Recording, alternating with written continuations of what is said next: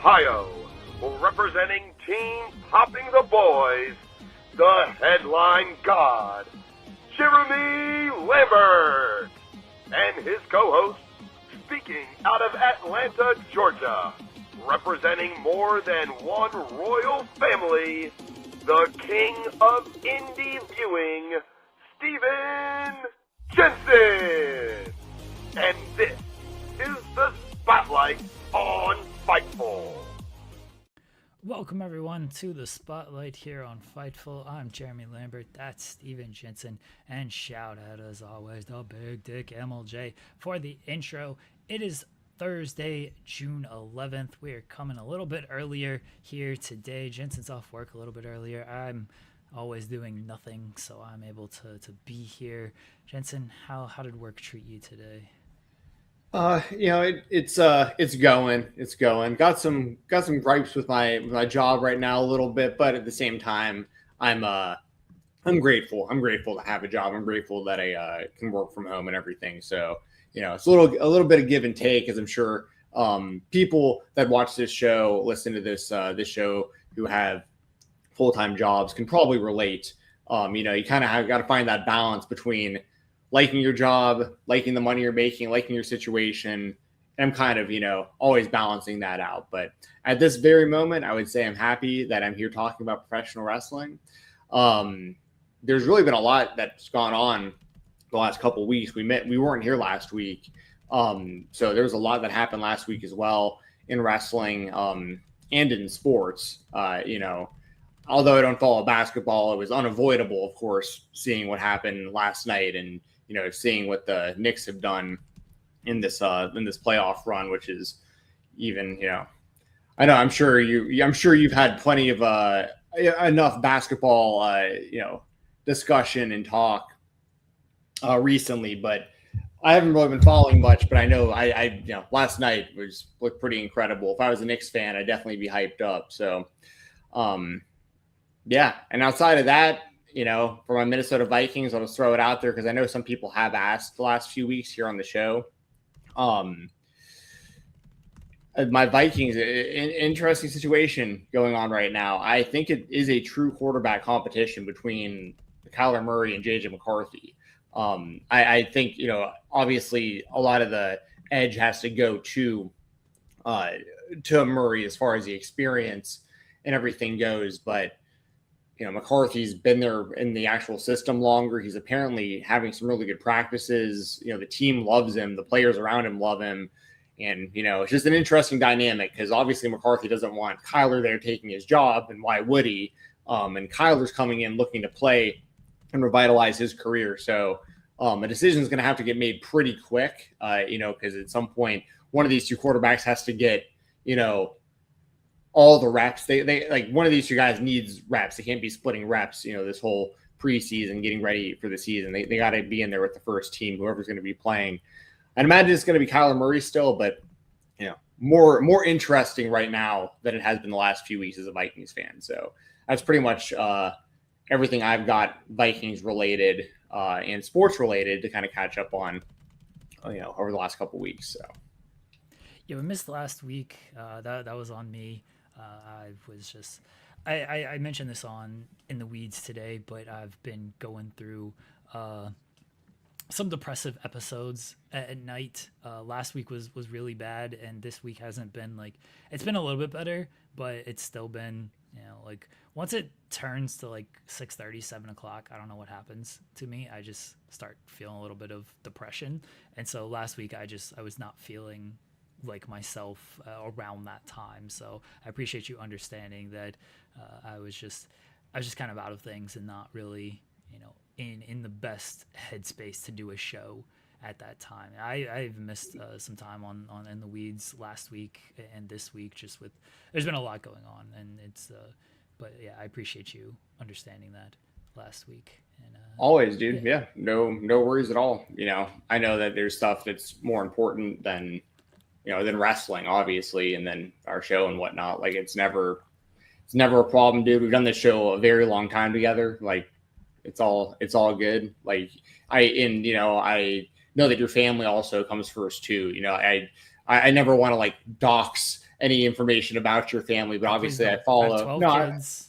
no, I know, but you know that I kind of, it's kind of follow along with stuff on Facebook, and I was happy to see, looks like some cool stuff's been going on, in your family recently and stuff. So like, there's a lot of, it looks like there's a lot to be really happy and positive about in your life and stuff. So if you're going through some stuff, like obviously, do what you got to do, but it's good to see that there's like some good stuff going on around you. So yeah, a couple milestones these past couple of weeks, which have been nice. They're just, everybody's getting older. I'm getting older.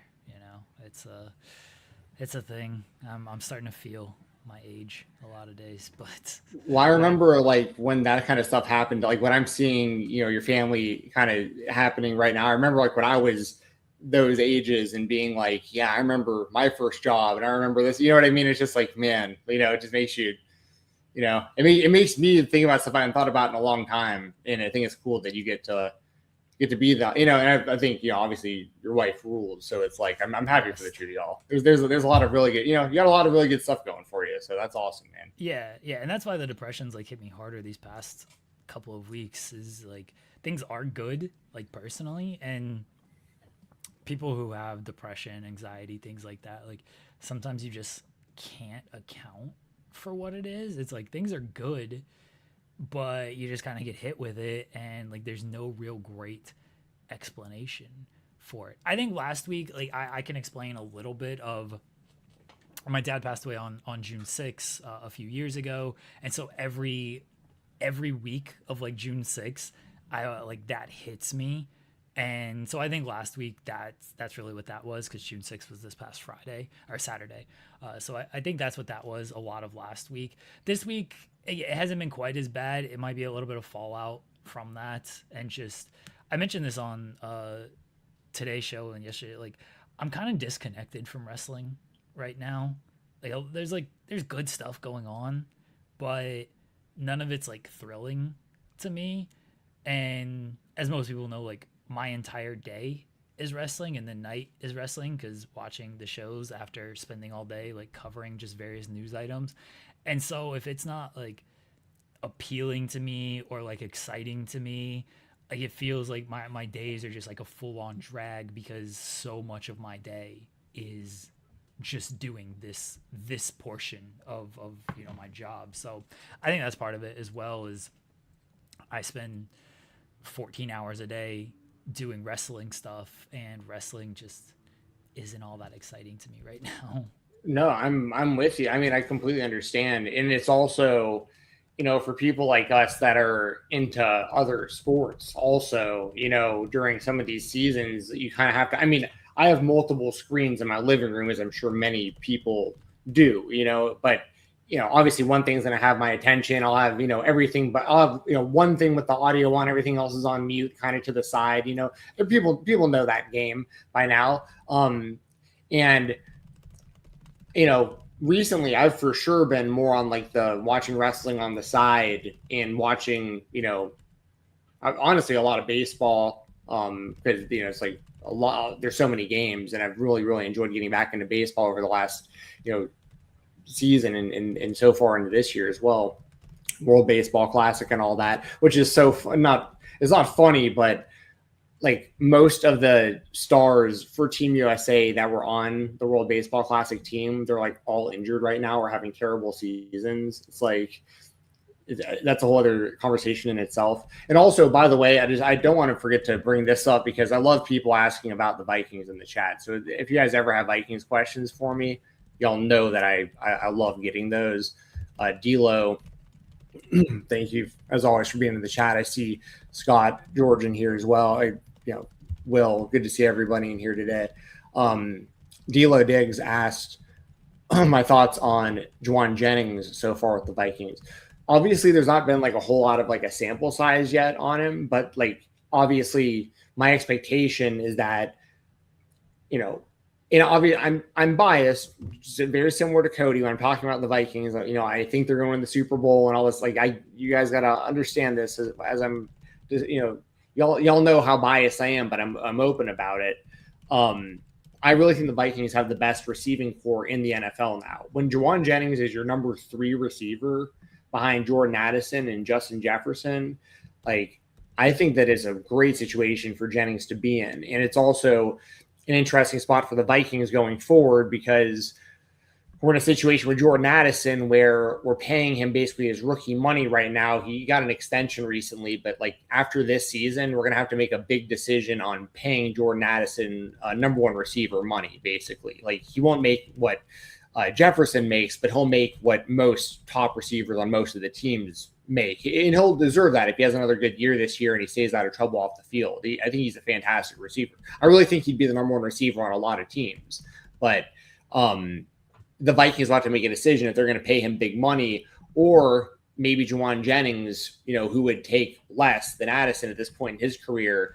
Maybe Jennings is a good fit and he's like our number 2 guy going forward and we draft a young guy the next year. So there's just a lot more options going forward for the Vikings receivers now that Jennings is there. But this year, especially having him as the number 3 receiver. And then if you want to count our tight ends, TJ Hawkinson and Josh Oliver as receivers as well, they're both, I like them both a lot as well. They're very different than one another. I think they complement each other well. So anyways, I think that Juwan Jennings, like I wanted him and I think he's going to be really good in the red zone as well. And on third downs, his nickname is Third and Juwan. So like for a reason. So like, we need a guy like that. The Vikings are there will be in plenty of situations this year where it'll be third and whatever. And O'Connell's going to go fourth and whatever. And O'Connell's going to go for it.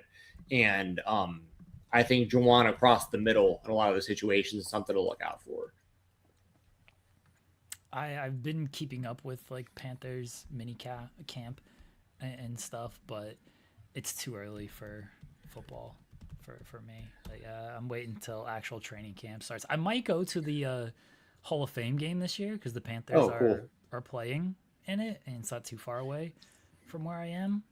Take the kids with me potentially, and so I might go to the Hall of Fame game this year. And Peppers is going. No, Kuechly's going in this year. Peppers went in last year.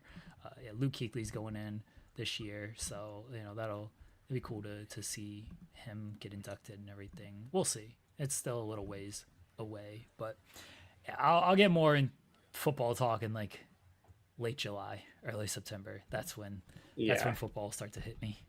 I mean, I'm already balls deep in it because, mainly, it's obviously there's a quarterback competition happening with my team. I mean, the most important position in all of professional sports.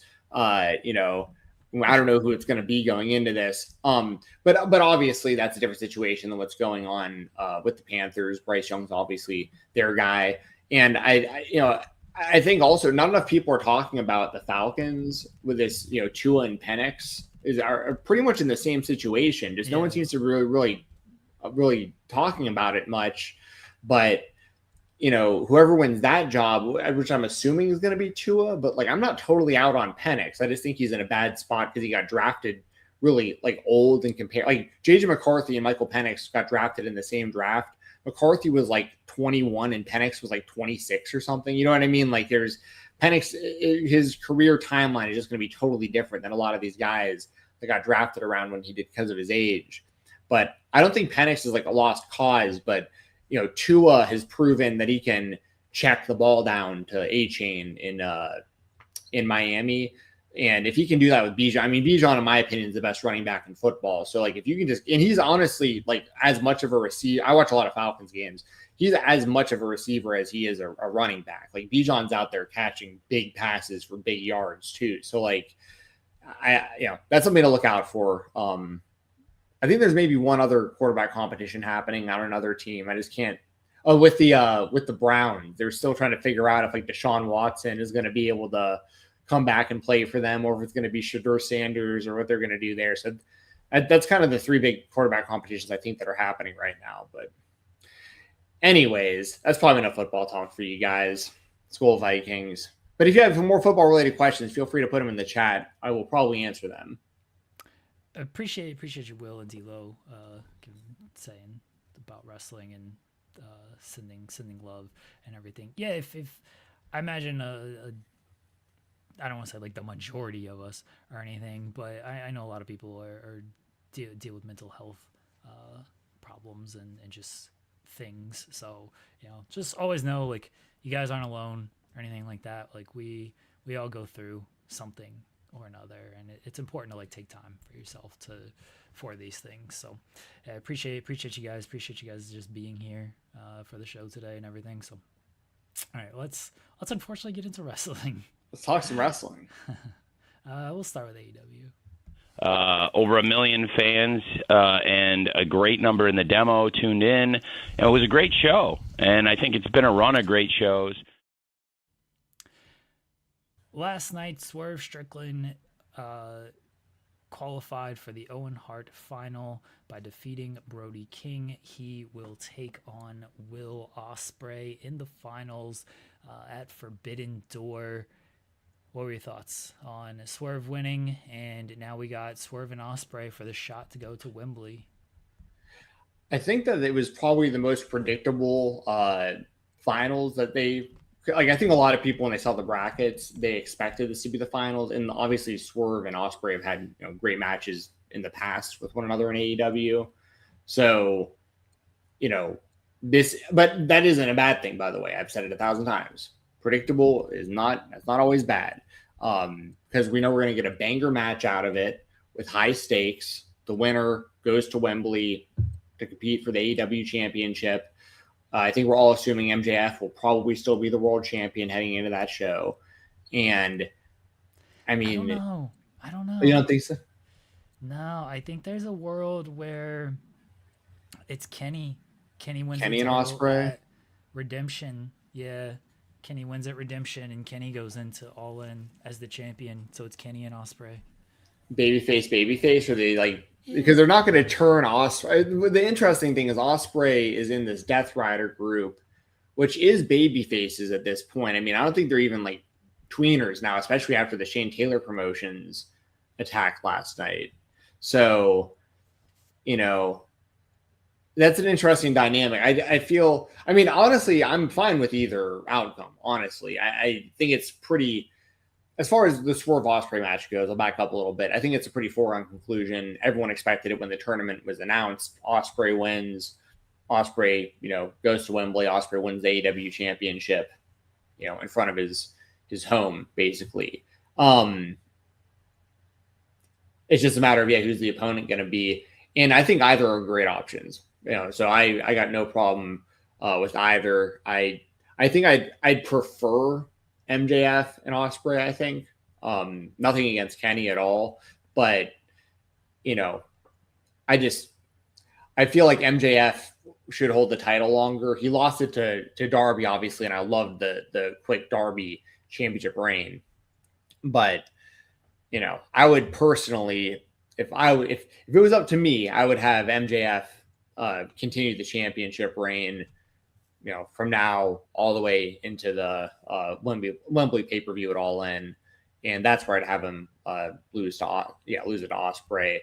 I just don't think there's any scenario where Ospreay loses it All In. Like, it's just once again, it's like the most predictable scenario ever. Everyone called this literally a year ago.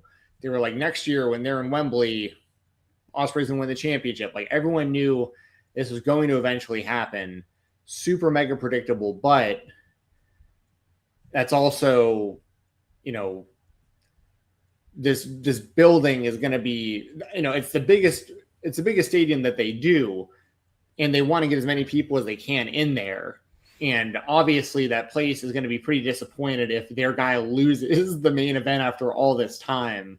So I understand why they're doing all this, and I think it's going to ultimately play out, and it's going to be fun. I'm looking forward to watching it, and the matches are going to be great. So I fully expect Ospreay to beat Swerve, and I think the match is going to rule. And then I think that Ospreay beats MJF. But hey, if Kenny somehow does win the championship heading into All In, then obviously we know Ospreay and Kenny, they've got their history. They've even recently interacted again on AEW TV and stuff. So I don't think it's completely impossible that Kenny could wind up being the champion going to All In.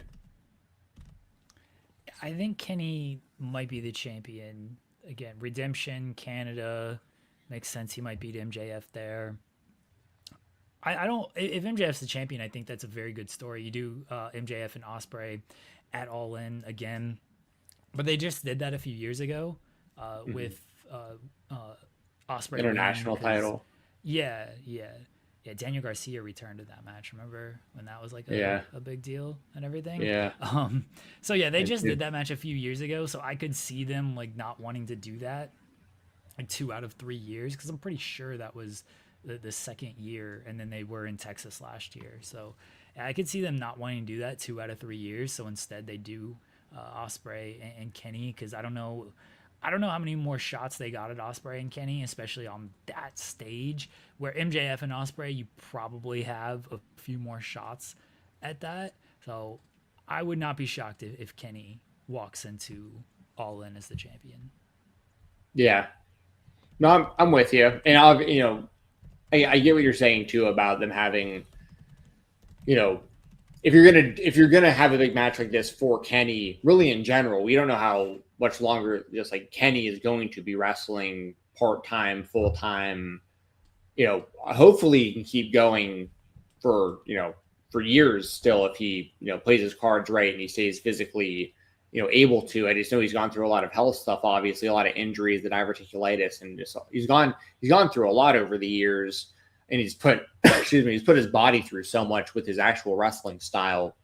So, at any point he also, whether his body holds up or not, at some point he also just might want to step away. Like, I don't know what his aspirations are for like the rest of his life. He's made a lot of money in pro wrestling. He's not really, I doubt I have no idea what his financial situation is like, but if he's been responsible with his money, I'd imagine he's done very, very, very well for himself. And he's also probably has some sort of stake in AEW, like as far as like he's at least an original EVP of the company.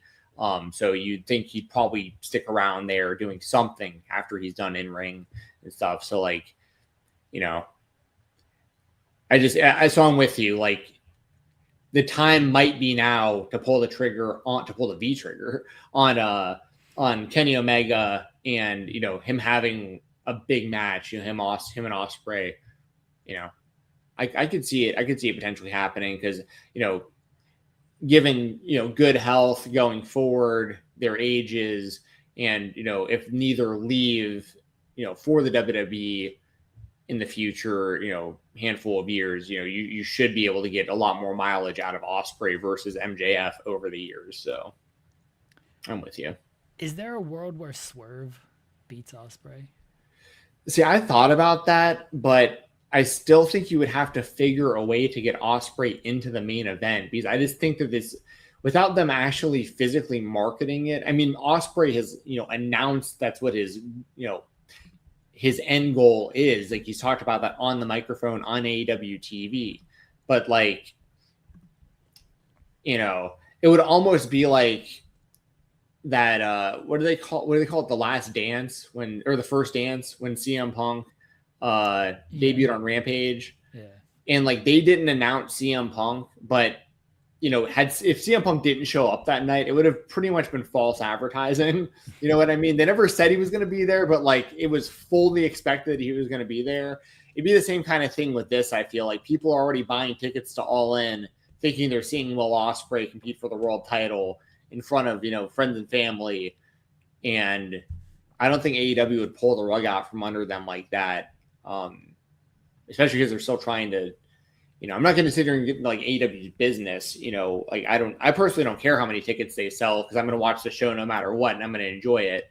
But, there's a lot of seats in that stadium, and I feel like you kind of got to do whatever you can to get the most amount of people in there. And the best way to do that is with Ospreay going for the world championship. So, I mean, in your opinion, like, do you see any scenario where Swerve wins, or like, can you make any sense out of what you would do if that were to happen? The only way, and I'm with you, like, Ospreay still has to end up in the main event.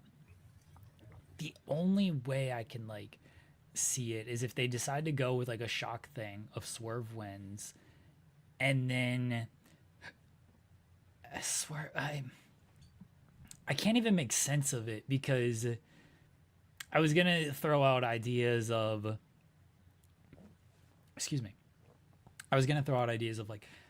all right, maybe Swerve wins, but he wants his title shot earlier.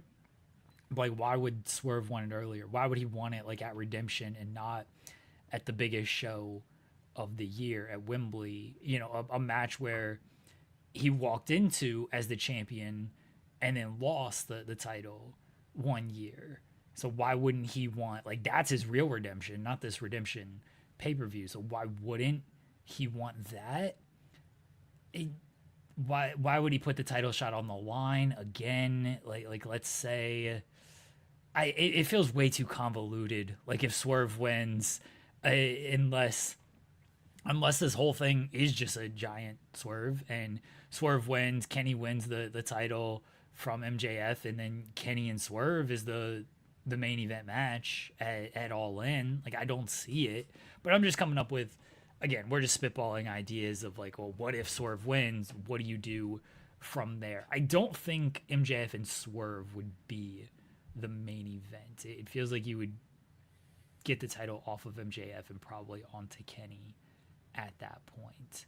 Yeah, I don't see how Swerve can win and then not walk into Wembley as the challenger. I don't know why he would give up his title shot early, put the title shot on the line. Like, none of it would make sense to me. Maybe there's a way to do it, but I feel like you'd be testing the audience at that point. Yeah, exactly. And I mean, outside of a solution where there'd be like, you know, a multi-man match or something, but I think I think most people would want just to see a one-on-one match for the world championship on that show. So yeah, I mean, also, I have no idea when Hangman's going to be back, but like, do they go back to Hangman and Swerve or something? Like, because I'm trying to think, because Hangman can't be involved in the world title mix, but I'd imagine he'll be involved with one of these guys, and Swerve just kind of is the one that I'm always going to think of because of their history. As actually, Powder Finisher just said something about this in the chat also. Just said, Hangman returns early, sets up another match between Hangman and Swerve, which I don't really care. Okay, so I mean, I understand that too, though, because we don't want them to, you know, jump the shark on Hangman versus Swerve because it's like peak AEW. The height of their feud is possibly the best storytelling and feud we've ever seen in AEW. I think you can make arguments for like CM Punk versus MJF and stuff. Like, there's stuff that's in that conversation, but y'all know what I mean. Yeah, so it's almost like a sacred type of feud that you don't want to overdo. But they were teaming together before Hangman lost his opportunity and disappeared and stuff. So, you know, they have been linked kind of as partners. And also, we don't know what Hangman is going to be looking like, or, you know, how he's going to be acting, or what his prerogative is going to be when he comes back, like who he's going to target, like, you know. So anyway, that's just something else to think about, you know, as we kind of start already kind of formulating I mean, I'm over here thinking about Wembley. We still don't even know that much about Forbidden Door still. Like, there's still a lot of like open slots on Forbidden. I mean, we got a lot of it last night. We got a good chunk of stuff. But AEW generally does like 12 match pay-per-views or whatever. We've got maybe half of those so far. Yeah, but all right, so who's a person who, because we're gonna get 12 people in this cage match, and right? A lot of them are, you know, gonna be tied into the main event scene because MJF's the world champion and everybody wants to go after that title. Like, who is left that you're thinking of, like, hey, I'm interested in what they're doing on the card? Well, see, I'd have to really go through like their humongous roster to kind of decide that. But also part of why I was thinking about the card still being, you know, as not full as it is because there's the crossover with the other companies with it being Forbidden Door. So, you know, I honestly have been so out of the loop on New Japan recently that I don't even know who people really want to see. There's not a ton, honestly. Like, Callum Newman's the IWGP Heavyweight Champion. Sure. He's great, but I don't know who he faces. I think Scott mentioned maybe against Moxley. I could potentially see that. I think it's more going to be United Empire against Death Riders, because I think they want to get multiple. And maybe they do Newman and Moxley as a main match, and then they do Death Riders and United Empire as like an undercard thing, since there are multiple people in both groups that you could work there. I don't know if they want Moxley like really taking a loss to Newman though, and Newman's probably not going to lose to Moxley, because I think Moxley's being set up to lose to Ospreay at Redemption. So do you really want Moxley losing a month before that pay-per-view to Newman, who is looked at as Ospreay's understudy and everything?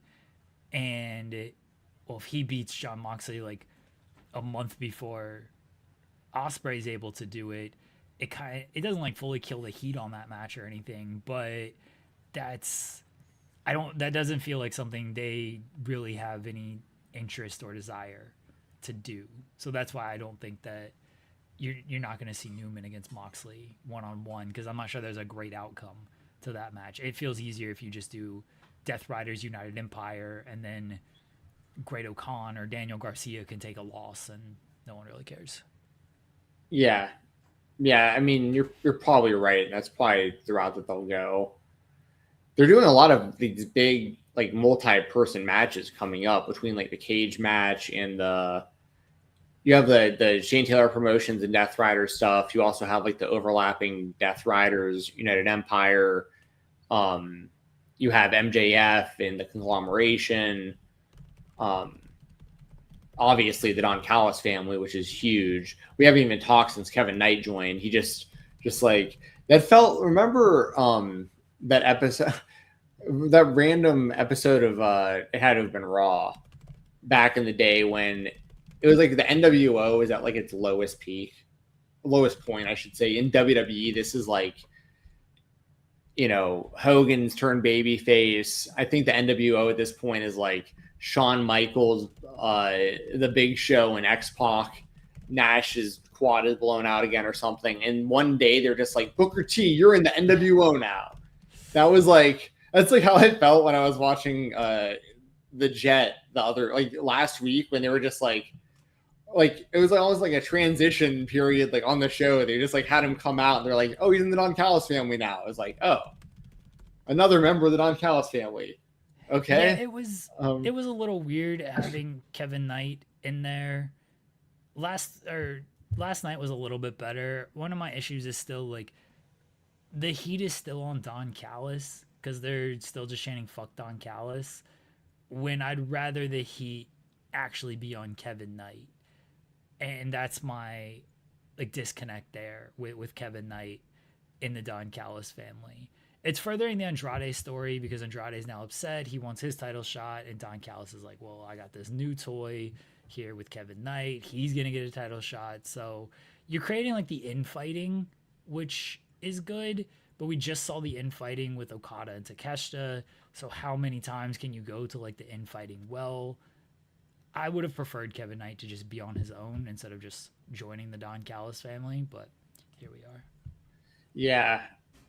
I mean, that goes to another point. And by the way, we didn't mention at the top of the show, we do have a guest joining us, our good friend, John Mosley, aka Mose. He's going to be here in probably the next 5-10 minutes. So interview coming up for y'all very soon. We'll probably catch up. We may not even talk a whole lot about wrestling. I'm interested just to hear from Mose, because it's been a minute. But as far as the Don Callis family goes, that goes into the bigger picture as far as the AEW World Title scene that we've talked about a lot, especially in recent weeks.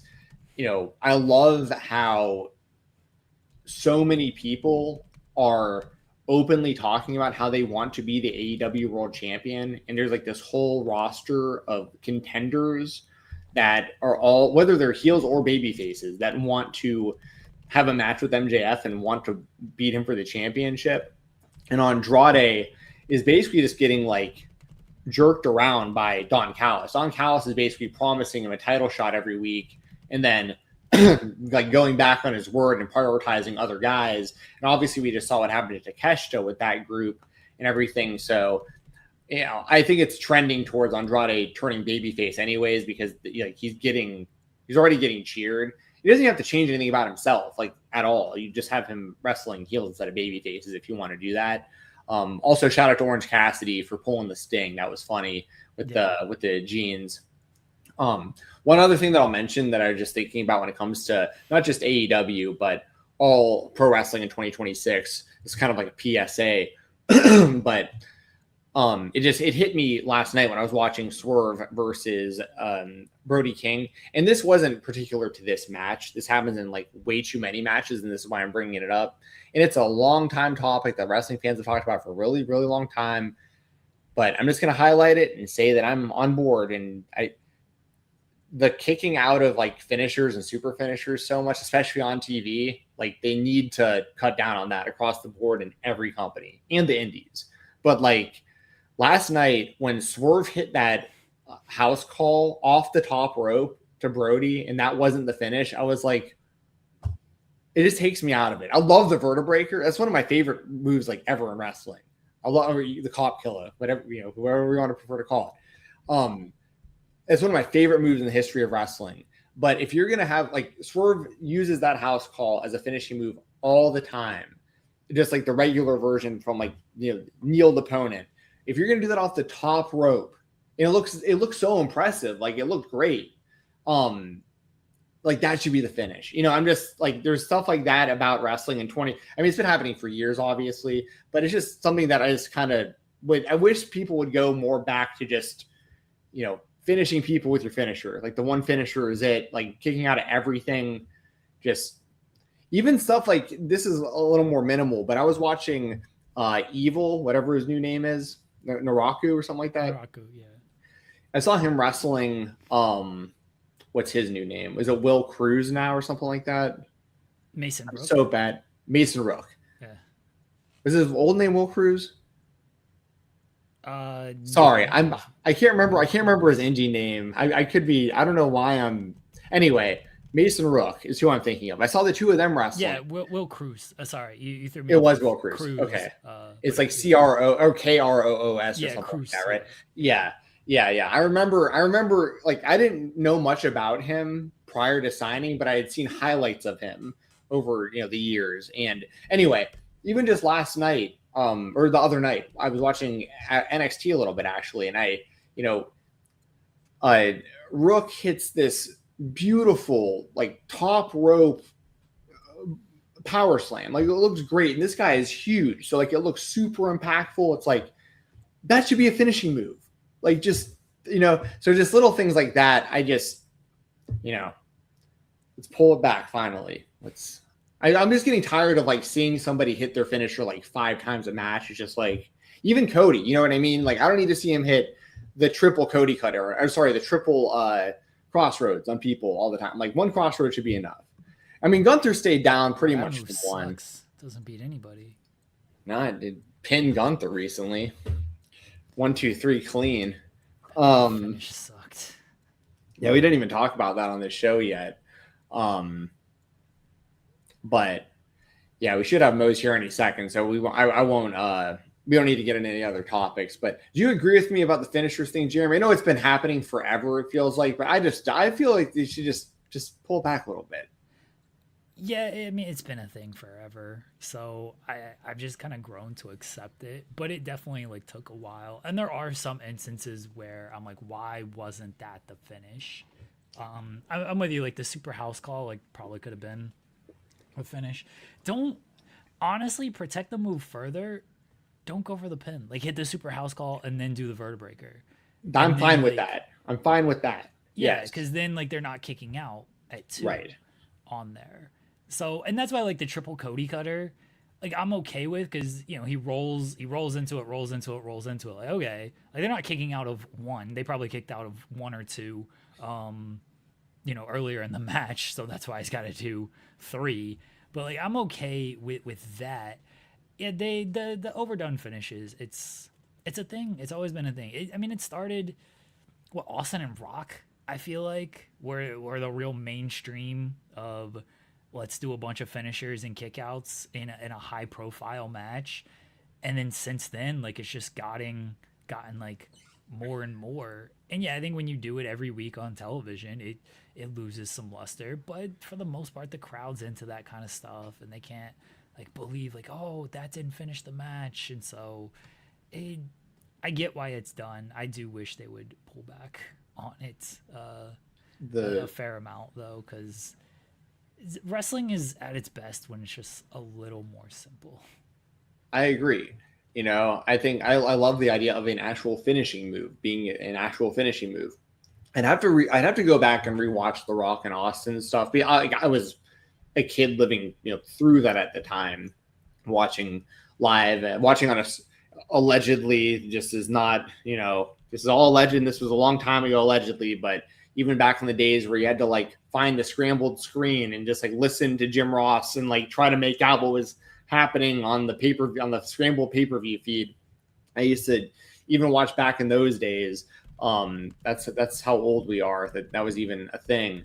But I'd have to go back and rewatch some of that. I'll say I think the match that I remember consciously like realizing that it was happening, and the match was so great that I don't take away from it. It's one of the best matches ever, but I think this set the standard for it. Was the first Shawn Michaels Undertaker WrestleMania match where they're kicking out of like multiple Sweet Chin Music, multiple Tombstone Pound, and like no one really ever kept out of like one Tombstone. It was so rare. And in that match, Michaels was like kicking out of multiple Tombstones. It was just like that's at least me off the top of my head. Around then is when and that's also around the time, to be fair, that I kind of started getting more into watching Ring of Honor and discovering more independent wrestling and seeing seeing more stuff in like TNA and stuff like that. So, wrestling in general, changed around that time anyways, the in-ring style and whatnot. But anyway, this isn't a new concept, though, the whole kicking out of finishers thing. It just hit me last night when I saw that house call, and I was like, damn, like that's, especially when it looks so good. It's like you nailed it. Like you hit that so clean. It's like a super finisher. If you're going to have a finishing move that doesn't work, when you hit a super finisher version of it, like that needs to be the finish. Like once you start doing stuff off the top rope and that isn't enough, like where do you go from there? And another thing that I don't like, what really grinds my gears is when someone does their super finisher, kick out at 2, then the regular finisher and wins, like right after that. It's like backwards, do the regular finisher, kick out at 2, then the super finisher and win. Anyways. That's how I feel about it. Also, non-related to wrestling, I saw a chat in here that I'm going to put up on the screen while we wait for Mose to join. Josh. Hello, Josh. Josh Ship says, are you guys going to talk about Degrassi again? You and SP3 and Stephen Jensen.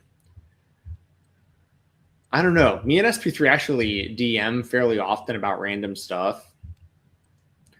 And usually Degrassi related.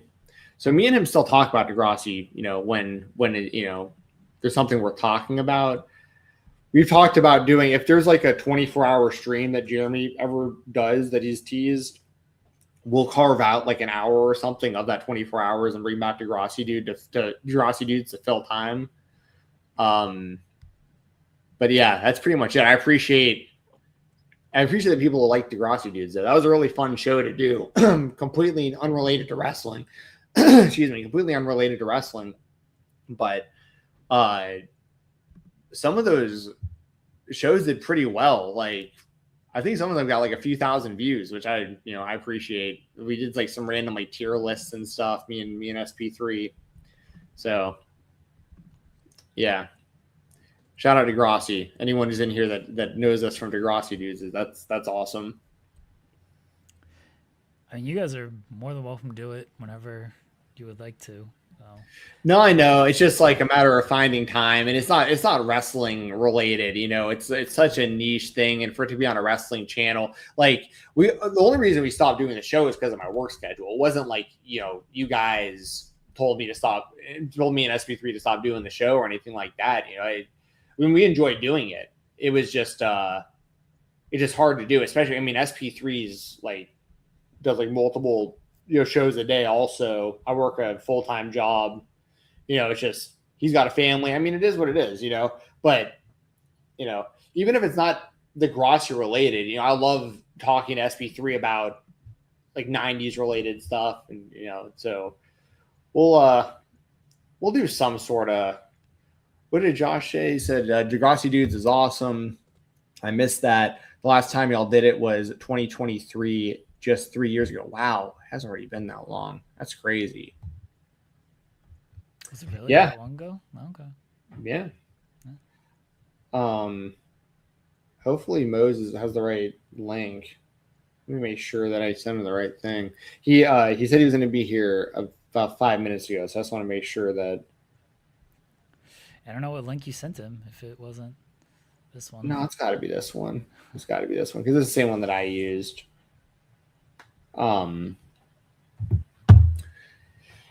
Yeah. There was sorry, go ahead. I was say, do you want to start talking about WWE? Yeah, we can get into that. Okay. When Mose hops on, we'll just switch over. All right. I need to finish the story. In the WWE, the story never finishes. Chad Gable's story as El Grande Americano finished for now, as he lost the mask versus mask match to El Grande Americano. There's Mose. Oh, the timing! Something else. I knew it. He would pop. We'll hold that thought, everybody. We'll talk about Chad Gable, El Grande Americano, and that whole thing. I have plenty of thoughts on the match from AAA because we haven't had a show since then. It's been 2 weeks. So here in just a second, we're going to bring on our good friend Mose, catch up. And after that, we'll talk some Chad Gable, some AAA, some Rey Mysterio and Undertaker. They talked on the podcast also recently. So there's a lot of Chad Gable stuff that I actually want to discuss. But before we talk about all that stuff, everyone, as I mentioned, we do have a returning guest. He's the person who has been the most frequent guest on this show in the history. I guess about 4.5 year history, whatever it's been of the Spotlight. He is someone who we've watched really rise the ranks in the independent professional wrestling world. I've known him for years and years, and I'm very proud to say that he's just like a regular part of GCW commentary at this point, which is just amazing. He's been doing work for them for years, but now it's like every GCW show you pop on, there's our friend Mose. Jumpin' Johnny Mosley returning to the show. Yeah. Mose. Yeah. What's up, man? Can you hear us? I can't. Sorry, my mic wasn't working. I was like, oh no, I'm gonna be 3 minutes late. Oh no, you're good, man. This is actually perfect timing. It's okay, cool. Good to see you. Good to hear from you, man. I've been wanting to have you back on here for a minute, but this just kind of seemed like the perfect time. I know we're coming off of TOS and COS.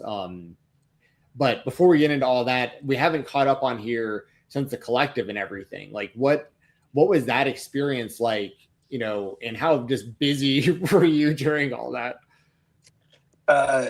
So busy in a sense of just having an absolute blast from when I wake up to whenever I go to sleep. Yeah, busy. So Mr. Danger stayed with me and Haley and my boy Big Dave.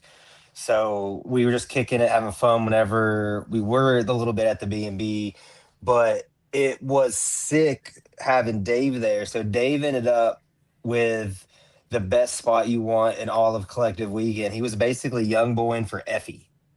So Big Dave has these amazing stories, like learned so much. Shout out Big Dave since 99.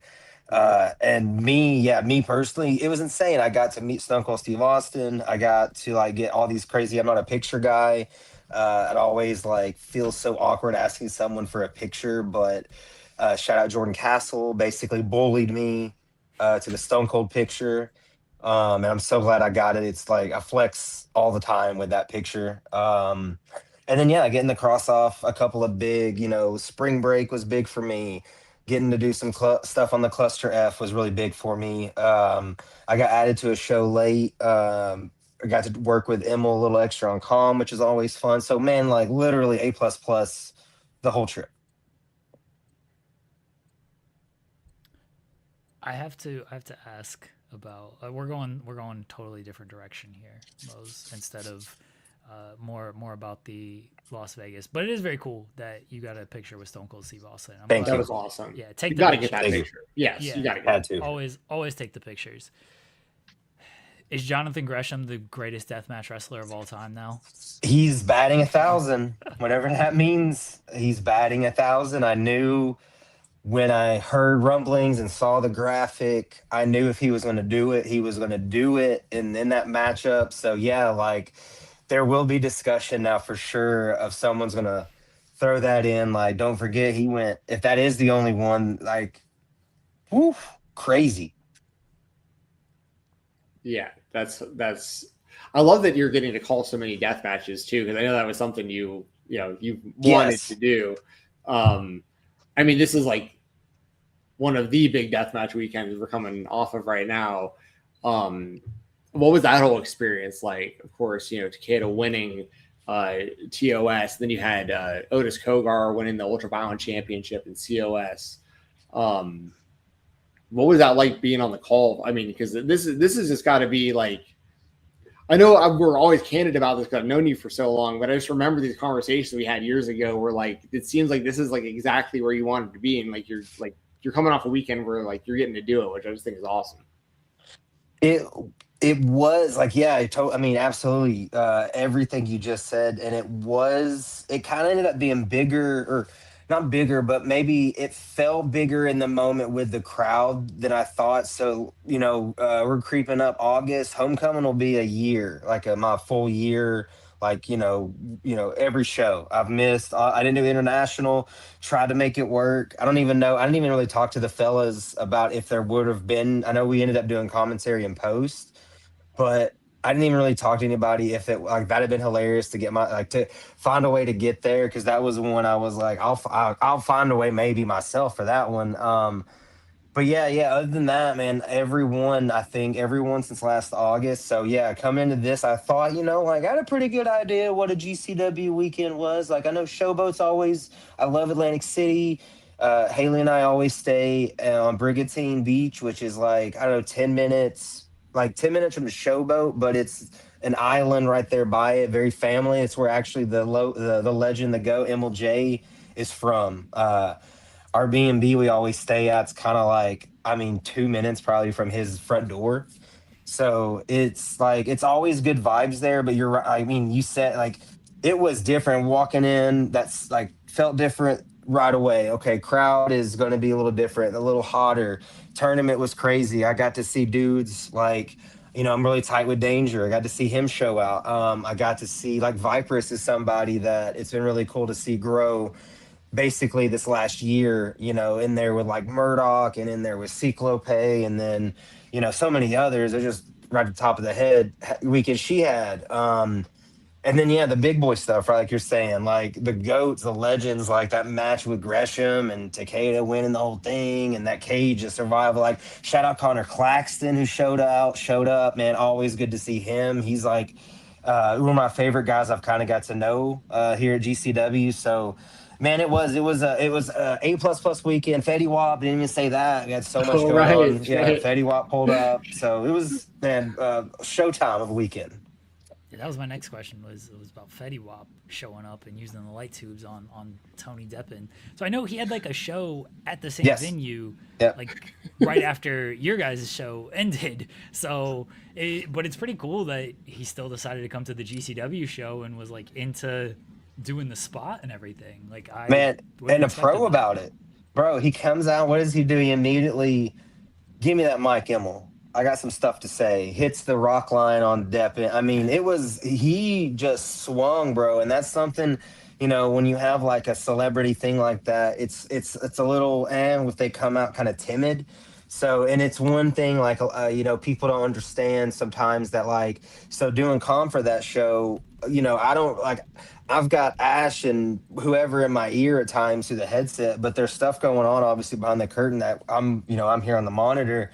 So that was one, there was a little bit of like a break here and there, right? And then I finally like I finally got the word that he was like, "Yo, he's here. The eagle has landed." He's like, he's got the fellas. He's doing something, and then as we saw, just crushed it. I love following along on social media too, like on like your like because like I'm not huge with social media nowadays, but like just over the years, it's just like even on Facebook, I'll like randomly see people post, and I'm like, oh, I forgot I'm friends with that person who's like now in the WWE, but I like was friends with them on Facebook when they were on the Indies, so I'm Yeah. still Yep. friends with them, and you just randomly see that kind of stuff. And when I was watching along with the Fetty Wap stuff, I'm looking out for like your tweets and like Tony Deppin's tweets and like it's like just following along with that is so funny. It's just like so surreal. Tony's like same kind of stuff like just got hit with light tubes by Fetty Wap, going to the concert now to watch Fetty Wap. You know what I mean? It's like, Bro, just it so was funny.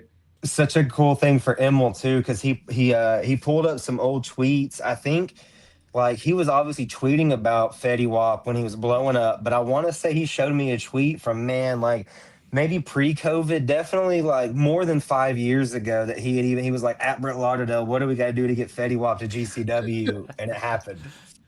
Oh, that's awesome. Do you have any stories like with Emil as far as like I think I've seen stuff in the last few months where maybe like you needed like a ride or something or like that kind of like because I guess to speak on kind of you guys as a team because like obviously you're friends, you do great work on commentary, but people don't know how much this really like is really going into it when you get in situations where maybe you have to like go out of your way to go like pick someone up and then like still make the town and all this stuff. Do you have any kind of stories or maybe any kind of like road bonding stories with like Emil outside of wrestling?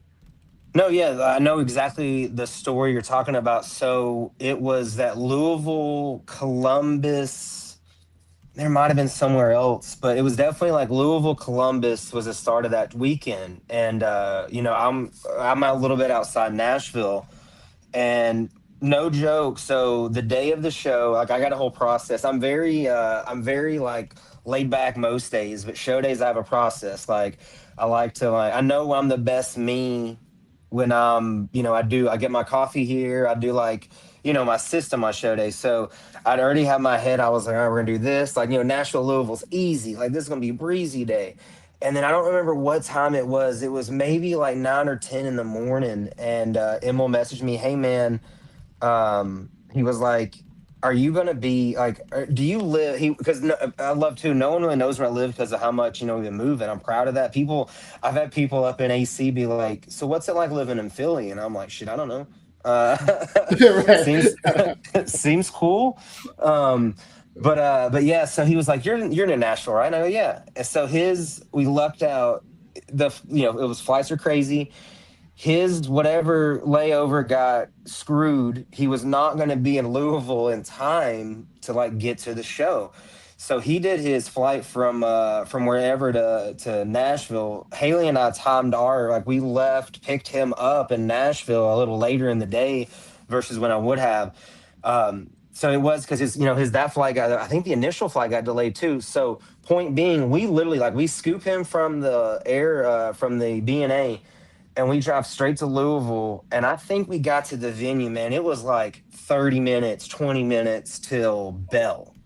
Hop out the car, slide in. I hop in on commentary with Manawa, and Emil does his thing. But like yeah, I mean another like that was just one of those, I just think it's part of the team, right? Like I know GCW feels like this really big thing, and it is. But at the end of the day, like there's that core crew, the faces, like even behind the scenes, like shout out John Pine. There's that core crew. So me being kind of the new guy still, right? I'm just let everybody know, like if I can help at all, I'm more than happy, especially like you're saying, my boy Emil. So made that work. And then a quicker kind of outside, but this past Friday before the big GCW weekend, I just tagged along with him. He had a Friday booking, ring announcing. So I just pulled up there and kind of hung out. And you know what I mean? Like instead of just chilling, whatever, watching a movie at home Friday, He was pointing out, he's like, when I was in high school, I go here and eat food. Like me and the fellows would go to this Denny's, which is like that took me back. At one point, we were just listening to like, some hard, like old New York rap music. And I'm just kind of like, look at me, man. Like this kid, this is small town Tennessee. I'm here with MLJ. Like we're just chilling. I'm about to have a fun weekend. But it is, man, like that's what you see. Like you see with his young guns real quick too, like the new gen, like Danger and Nino and Sicko and these kids that just cooked, like in the back, they're with each other. Like, if they're not trying to kill each other, what I'm saying? They're like piping each other up, supporting each other. And I think you feel that, what I'm saying? Like with the product. What's the best place to eat on the road? That is such an umbrella question. Like I'm going to need to know if you're saying just like best kind of food. I'm a sandwich guy. I think everywhere's got some kind of sandwich. You know what I'm saying? Right here where I'm in New Buffalo, Michigan currently, my car, we hit a coyote in between. Where was that? I'd done Detroit, GCW Detroit, hit a coyote at 4 a.m., had to be in St. Louis at 5 p.m., did all that.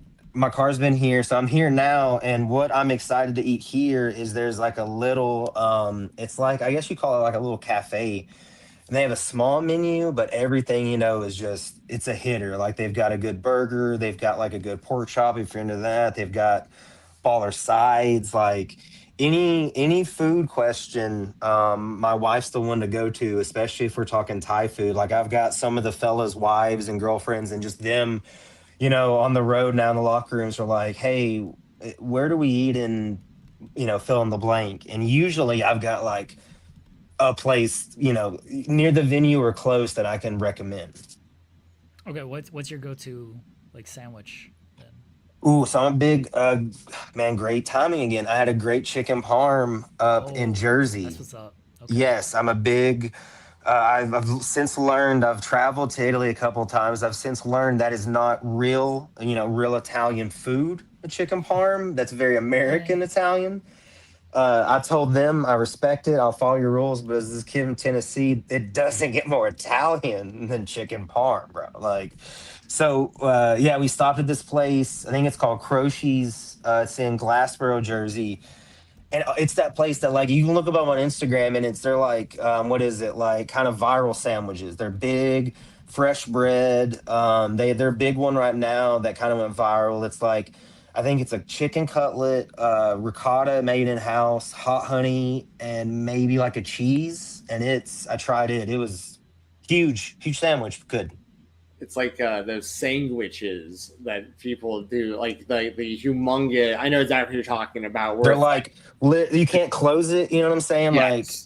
Like those are exactly like pesto or like olive oil on the top or something. Exactly. With like the arugula and like the fresh cheese, like the cheese that bleeds milk. Like Haley got an Italian, and it's just what you said. It was like very like a good amount of meats, and then just like a mountain of just like to close it of the lettuce and whatnot. Yes, yeah. I remember the first time I saw someone assemble a sandwich like that, and they got the chicken cutlets, and it was like a 6-inch sub that had like 4 whole chicken cutlets on it. I was like, oh my god. They do. They take on that chicken parm. It's 2 like they're just amazing looking cutlets that they'll like split, and like so you're getting 2 big cutlets with the sauce, with the with the cheese, and I know it's a basic kind of sandwich, but it was. I told MLJ about it. I said, brother, come on. Yes. All right, where's the go-to? I'm just gonna ask food related questions Please. the entire time. Where's the go-to like fast food place?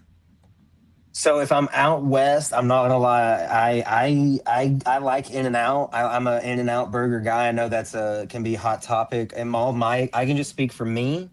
My experience in especially Cali, Vegas, Texas, more so Cali, but In-N-Out. If I'm doing like back home, kind of the go-to.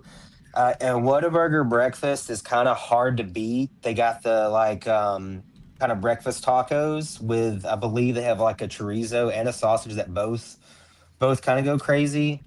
I'm also a big fan, and man, I wish I could remember the name of the place. Man, there's a place in Cali too. Shout out GCW for putting me in situations to find this. They do. It's got like a hatch chili and this kind of special sauce on fries. And it's kind of a fast food takeout in the LA area. Man, I've got it probably 3 times now, and each one has been exactly what I want. Are you not a cookout guy? No, I see. I do cookout. My thing is like, so I gotta be honest with y'all too. Unless I'm just really craving something, I'm like, I guess I've got that Steve Jobs or whatever brain of like, I ain't really worried. Like, I'm thinking about movies or like right now, sports, like baseball heavy. I'm invested in basketball enough because I got peeps on both sides. So like, unless I'm just after something. If my wife is like, hey, what do you want to eat? I'm usually like, I don't really care because like but I will say cookout, yeah. If we've had a good show like back in the TWE days, especially, we had a good Saturday night, boys. We're hitting cookout by the T-dub, and I'm getting the cookout hot dog with the coleslaw on it, and we're living. Yes. Oh yeah. Love me some cookout as well. I'm lucky that I had one in Nashville where I lived close by, and I've got one about 15 minutes from me here in Atlanta as well, and they're both open all night. So that's a big bonus. I wanted to ask you too. You mentioned TWE. The more that you obviously you've committed to GCW, and I know you're a part of like the GCW crew. You were also like a very big part of like these other crews, like especially in the Southeast for a lot of these companies, TWE Action, SCI, so on and so forth, like all the stuff that you've done over the years. What's been, I mean, unless there, you don't have to get anything negative if there was anything negative, but was there anything, or kind of what's the experience been like kind of, because obviously at some point you have to have kind of the conversation, like, and they have to kind of be prepared too. Like if you're not going to be around, they have to have commentators that are ready to go and stuff like that. So what's that kind of been like through like the transition of you becoming more full-time at GCW, where then like the companies you used to be pretty much full-time with, now you just can't really spend the time doing that, at the same time you've worked towards this, and I'd imagine Yeah. that people are happy for that you've moved on to something new. No, yeah. Honestly, that was something I knew probably Alaska. So October of last year, I kind of felt okay, you know, this is a big swing. This is probably something like next year may be a thing. Like I might be a thing at the GC Dub. So I started having kind of those early conversations in my head of like, what am I gonna, what I don't know how to start this because like you, especially someone that's known me, like I'm so loyal. That's what's got me. Like if if you show me that kind of like that opportunity and that appreciation, that means something to me. So it was something like I lost a little bit of sleep over. Now that may sound crazy because it is what you said. Like the dream for years has been, GCW, like in some fashion. Like if I'm just a regional guy, even that's pretty cool.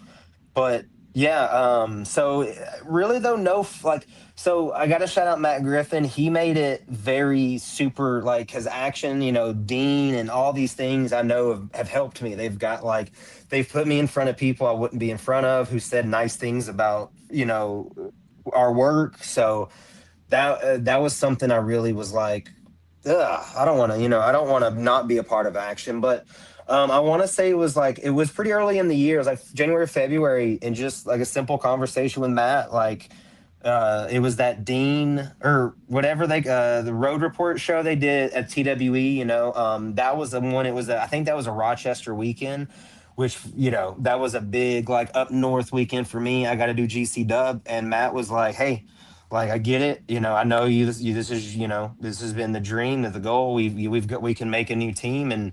And he's been super supportive. And the same way with like the TWE crew. Like I had that conversation. I did a show for them probably I would say Marchish, and it wasn't like a big farewell thing, but it definitely was that thing of like like you're saying, they I understand they want you want to have a team that can be there every show. my just where I've got going sporadic. Sometimes I can be there, 2 or 3 times a month, sometimes once, sometimes whenever. So I there again, both sides. It was like a very cool, like Rev gave me a big hug, and was that thing of like you said in there of man, we're proud of you. To be able to say, and now like I'm just a commentator, like I get it, you know what I'm saying, like, but to be able to say, like see that someone grinded. Like I've had a couple of the fellas that I'm not super tight with just tell me like it's cool to see someone that did it that way and like, didn't try to do this or that, cut corners. Like I wanted to put Miles up. I wanted to be on shows. I was itching to do whatever. So that's been really, really cool. And I'm getting to go back. Like I get to go back for Jameson Shook show next month in July. It's like the Thursday of SCI weekend, but for us, it's that Dallas, Oklahoma weekend. So, yeah, man, I'm excited to head back to the Scenic City and see some peeps I haven't seen in a minute. Yeah, I know that you mentioned like some of like the young guns that are on the come up right now. And like you mentioned, one of them, what's it been like seeing in particular, people like Jameson Shook, Anakin Murphy, people who like made a lot of their name like in TWE, even whether it's in like GCW doing more in like the deathmatch scene, or even like Tim Bosby, recently popping up on AEW and stuff like that. I mean, like what's it been like seeing people that you called matches for, some of them like super early in their careers and what they're doing right now?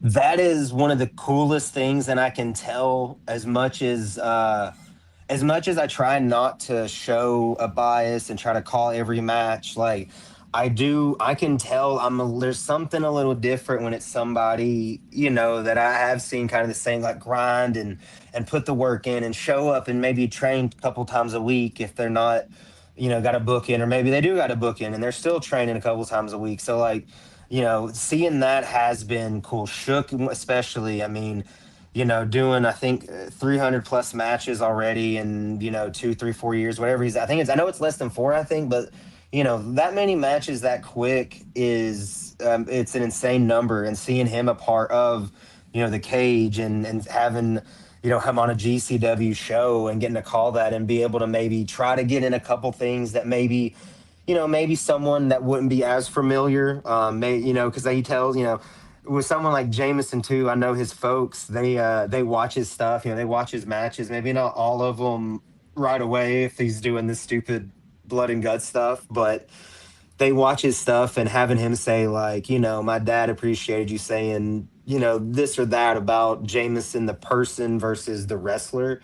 That's always really, really, really sick for me. And especially at a time right now where, I was going from calling like so many of my fellas, like, Brett's been away for a minute, so I've been able to call a Brett Issa match. And, Campbell, I've been able to call a Campbell match in a minute, same way with Big Dave. So now I've been putting this time in at GCW. I can feel it kind of, like Danger's one of those now. Like Danger, anytime Mr. Danger comes out of that curtain, like I know the person, I've hung out with him in real life and gotten to know, like his mom was there last weekend and I got to meet Danger's mom, which was like just such a, I got to tell her like, I know your eyes are telling you this is the stupidest, like what is your son doing?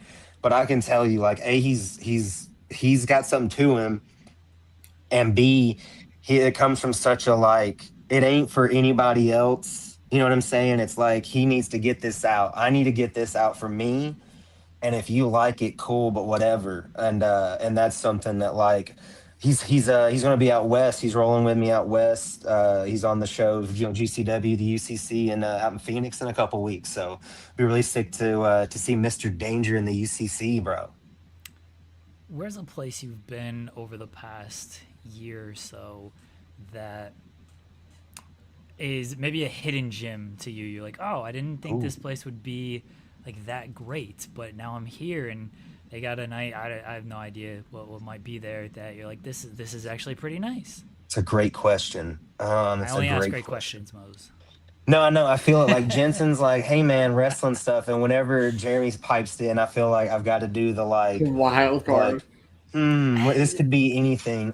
Hidden gem, man. There really is so many. Like, I'm trying to think. When we did, I'm trying to think food places too, because it's linked. Everything's linked to like some kind of baller food. We stopped. There's a really baller In-N-Out burger in like oh for like Fear and Loathing talk about, bro. It's on the way to Vegas. Again, just food. It's like, but I think it's the most. I could be wrong. I think it's the most visited In-N-Out because of where everything combines. I'm a big proponent of like small towns in Michigan. Now, I can say this for sure, like as far as hidden gems. So in Michigan food, I've found like legit real Chinese, like, the only person I've seen is the lady running the place, and I assume she's probably cooking too. And it's like it's like very hole in the wall. I would definitely say like that's kind of a hidden gem in a sense would be I don't think that's here in New Buffalo, but I would also like to add that South Bend, Indiana, where Notre Dame is, not much of a hidden gem. It's not a great place, but Notre Dame, the college is great, and it's almost football season, so I wanted to get that in. They have like rallies. South Bend is a hidden gem. Everyone knows not Notre Dame. It's not. They have a rallies that we went to a Navy Notre Dame game a few years ago, and it was like freezing rain, and we were like, what I'm saying, couldn't move, and I was like, I've never in my life had rallies so good. Bless that rallies. AKA checkers, depending on where exactly. you live. Yeah. Exactly. Ricka rallies, chicka checkers. You got to eat. Yep. Okay, I can throw a couple. I got a couple more questions, and I can do some non-wrestling. You're wearing a White Sox cap. I, over the last couple of seasons, have gotten very, very into baseball again. I was into it when I was a kid in the 90s, especially early 2000s, dropped off completely over like the last decade, got back in big time during the season last year, rode for Team USA during the World Baseball Classic. I'm very invested monetarily in every game pretty much at this point. I have the MLB package. We're not going to get into all that. Anyway. Same. Hey, listen, I have T-Mobile, so I get the MLB TV, the $150 a year for free. As long as you opt in during like the week that they offer it, you get it for free. It's sick. All right. I had to pay for it this year. That's a little bit more explainable. You funding your gambling addiction by also buying like the MLB package and stuff, so you can keep up with the games. Yeah. Is where that was me last year. I get the face palming for sure. There. Well, that's like the double dip where I'm like paying MLB and paying whatever app I'm using to whatever mystery app I may be using for my picks to win prizes. But I think that well, I'm not going to get into all this, but so you guys know the song White Iverson, right? Mm-hmm. Classic. I have named myself Point Fiverson. That's my nickname that I've given myself. And the reason you can't give yourself a nickname. I keep losing by half a point on these. Oh no. So like last night alone, I missed out on about $1,000 worth of money on 6-leg parlays that were all missed by one hit run or RBI. Everyone else, green. Yep. 0.5. Green. Do you ever, like Spotify Wrapped? Yeah, you can like flex it. Oh, no. Shut up, Jensen. Yeah. You know Spotify Wrapped, where it has all this stuff. So if you ever use the app Pickit, this like tracks your bets, and so that way you can like actually know how much money you're winning or losing through apps. But every year it'll do like the Pickit Wrapped. And the most heartbreaking thing in the world is like that shows like you lost this parlay by one leg, and it'll show you like you missed out on winning like $100,000 because one leg of this parlay did. That's a great way to get me to stop gambling. Exactly. Exactly. Thumbs up. Yeah, Pickit Wrapped will ruin your life of like, man, I could have had $1 million if like just these three things went right in this game. I traded gambling for cards. I've gotten back into cards a little bit. Okay. And having a good time. Baseball cards. My wife has gotten me back in. I was strictly baseball, and then she was like, yo, I found these college football cards, whatever. So now I'm baseball, a little bit of football, and I'm having a blast, I will say. Very Hey, nice. I respect that. I collect cards as well. I've mainly been into the Tops Now cards over the last Ooh, like year or so. Like when something cool happens in either WWE or yep, baseball or whatever. I bought a lot of the World Baseball Classic stuff. I buy a lot of Otani and Freeman stuff. I have like kind of yes, my players that I've heavily yes. invested in. Those are the ones I'm And, looking for. That I found an Otani that's pretty sick, like a hologram, like a little flashy boy. Pretty cool. yeah. Well, okay. Well, and so obviously, I've got my guys on most MLB teams that I ride with most days. For your squad, Miguel Vargas, that's my boy. I Banger. was, dude, like I got in on him last year when he was batting like sixth or seventh in the lineup. It was like sixth or seventh, and he was and like no one was really paying much attention to him, and now he's batting usually in like the 3 spot. Yeah, usually, He's yep. one of the best, and also Murakami, love that guy. It's a tragedy Hitter. right now, but yeah, the White Colson Sox got some Montgomery. stuff going for him. Yeah, they got a decent squad, but that's Vargas especially. I'll say I'm invested in Miguel Vargas pretty much every day. Mickey Bomb, bro. Mickey Bomb, woof woof, bro. Like I have anybody that follows me on Instagram. That's like all my Instagram right now is like I'll post GCW stuff in my reel or whatever, and it's always the White Sox. Like I've got a Larry David if we lose. I've got a Larry David with a Sox hat on that says like, F you and I'll see you tomorrow. And then if we win, I've been collecting, good White Sox memes for like the last year or two, thinking one day we might be good again. And now's my time right now. I'm just every day I'm dropping great heat, bro. I love it. I love it. You should get into the Tops Now cards if you aren't getting many of those. They seem to hold a lot of value, and because Yes. they're short print, like limited run, they're only available like during the window of a few days usually. So like even one of my favorite players is Josh Naylor on the Yes, Mariners. Looks Mariners. like Wario. Yeah. And He always hits well against the Sox. I know him. yeah, he's the man. He's the man. Like I bought one of his just like regular Tops Now cards during the playoffs last year. He had a walk-off home run in one of the games. He did. I bought it. He did. And even just that card, it wasn't even like a special card. It was just off Tops Now. It's just not. There wasn't as much hype behind Naylor at the time. Anyway, that card, it's not even like a numbered card, not like extra holographic, anything like that. Just the regular base card that I got. I could probably sell on eBay for over $100 right now, and I bought it for $10. And those are just an example of like those Tops Now cards. If you get the right players, and and people get desperate for them because you can't find them once they stop bringing them. That's anyway. Just a little advice for someone that also collects cards and action figures and a whole bunch of stuff. I've got my stack of players that are popular, I guess. Popular players. I've got, some in pennies, some in top loaders. I hit on a Lenore Sellers autograph for University of South Carolina. So that was pretty sick. Yeah, a numbered autograph, I believe. My favorite is I'd found a couple boxes randomly because, on the road, just you will go places and stop here or there and not see anything. I grabbed a couple boxes. We were in Maryland on the way up to AC, and I sat for a couple of days in the B&B, and then shows and this and that. So finally one night, I guess it was Saturday night, I think, after the show, it's like, man, feeling great. I'm gonna rip some cards, and I ripped a Mune. Oh, bro, I was yelling. It was like 4 a.m, and I was just yelling in this house like, everybody will know I pulled a Mune. Look at this. That rules. I know that Topps just recently got the license back for NFL also. So like this upcoming season, you can do the same stuff for your NFL teams. When I'm over here like advertising like it's a sponsored ad for Topps Now, but crazy. But okay. Crazy also, last non-wrestling related question. Okay. And then I'll ask you one more. And then I don't know how many Jeremy's got, but I know we've already kept you for 40 minutes, so we won't. I'm having a blast for 40 minutes.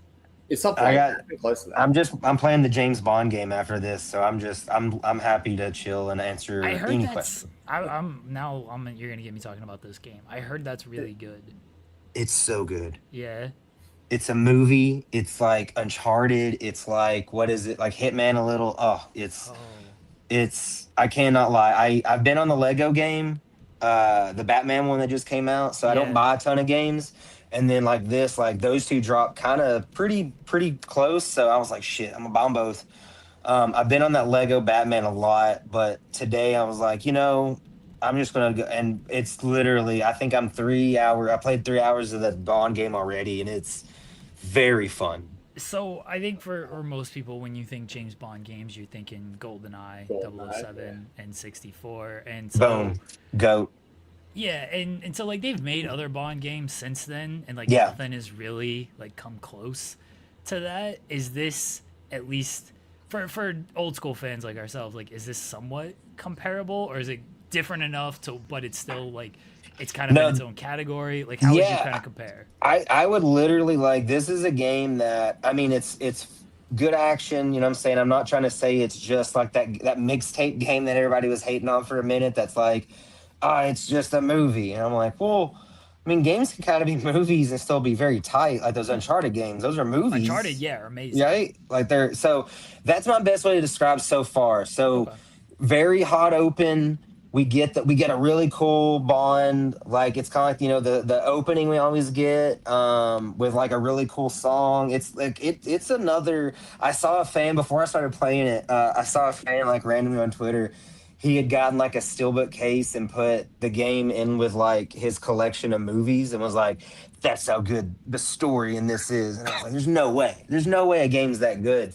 But like I'm enjoying the gameplay, but this take on Bond, because it's all like prequel, you know what I'm saying? Like I'm not 007 yet in my campaign. I'm still just this cat that's like, making his stripes.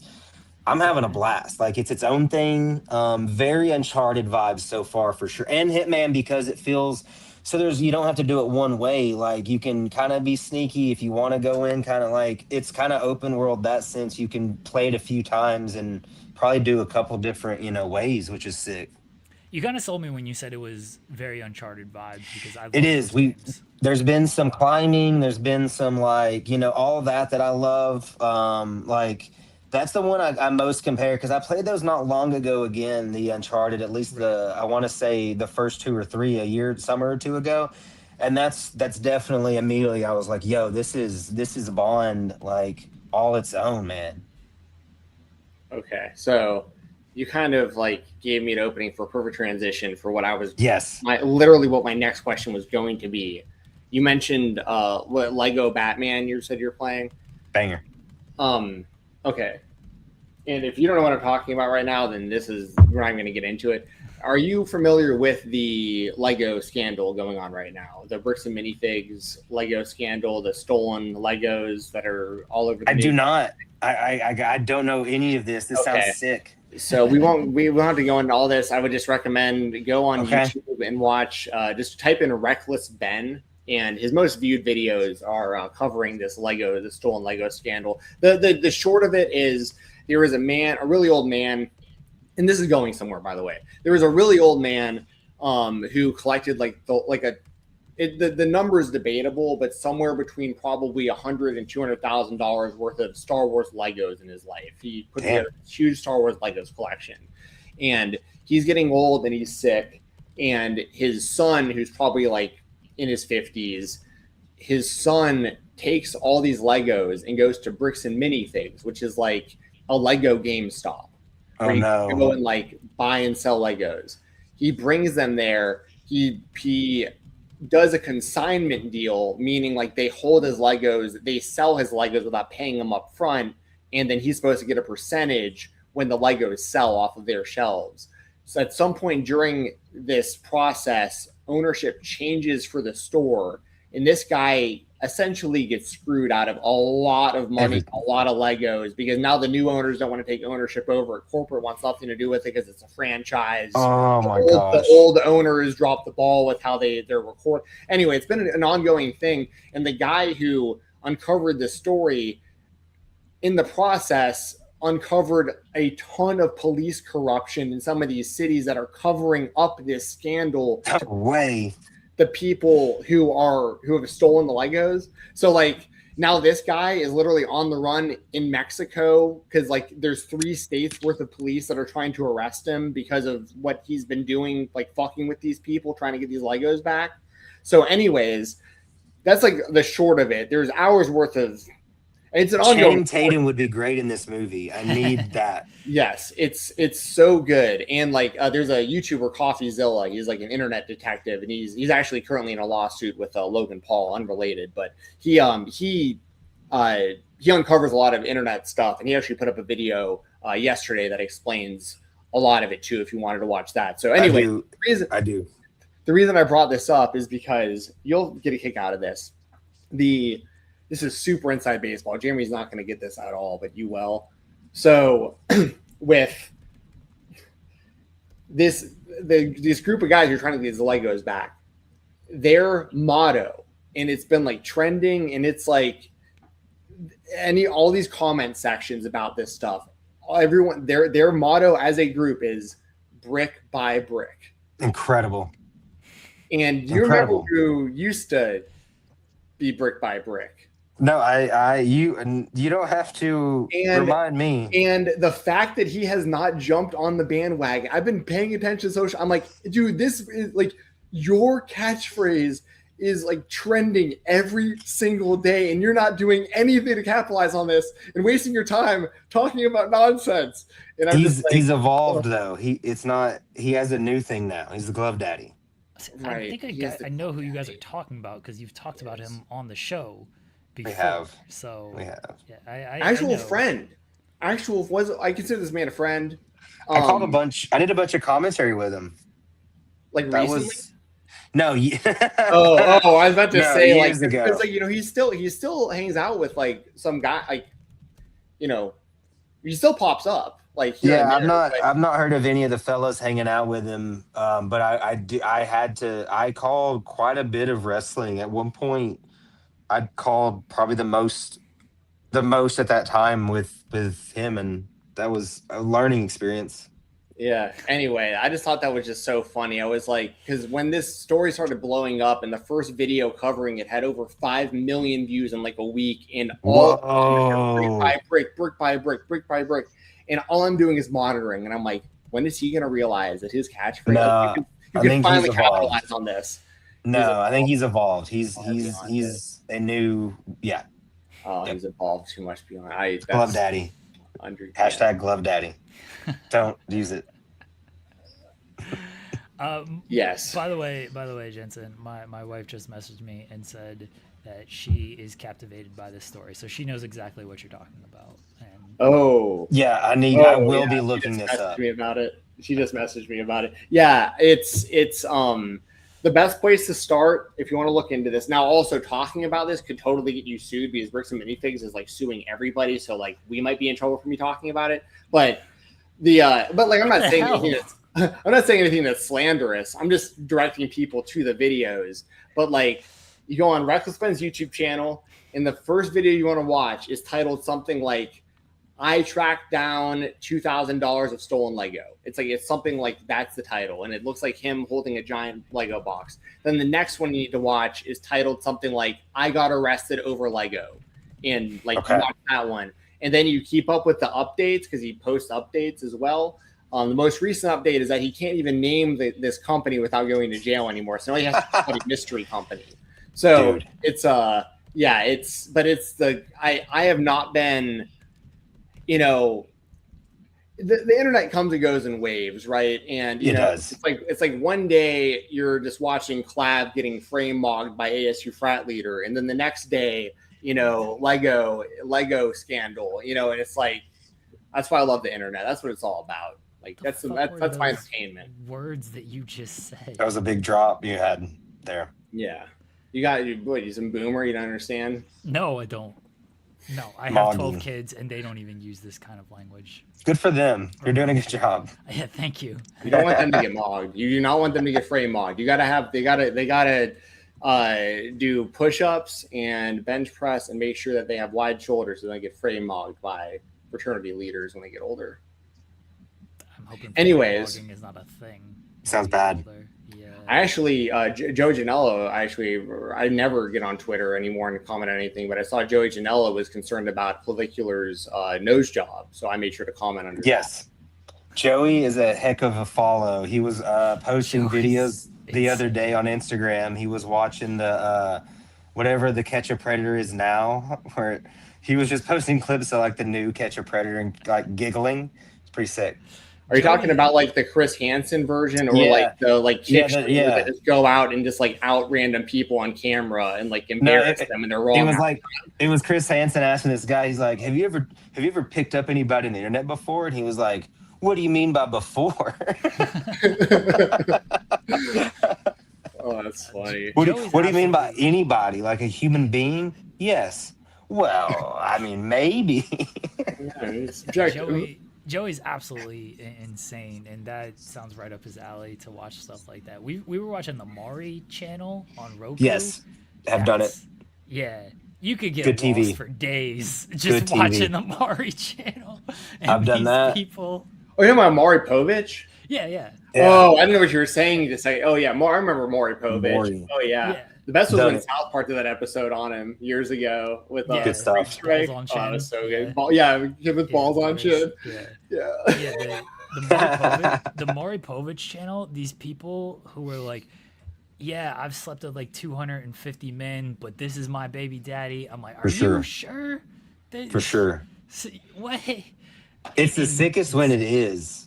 It's the sickest yeah. when it is. Yeah. Because he's like, you've been here 15 times before, and this guy's like, run it up, bro. I got a free trip to meet Maury. This is easy. No, buddy. No. The best of the reactions were like, I told you that's not my kid. I told That's you. right. I was like, damn, Oh, that's yeah. gotta be so terrible. Like that kid's gonna watch that and be like, Isn't shit.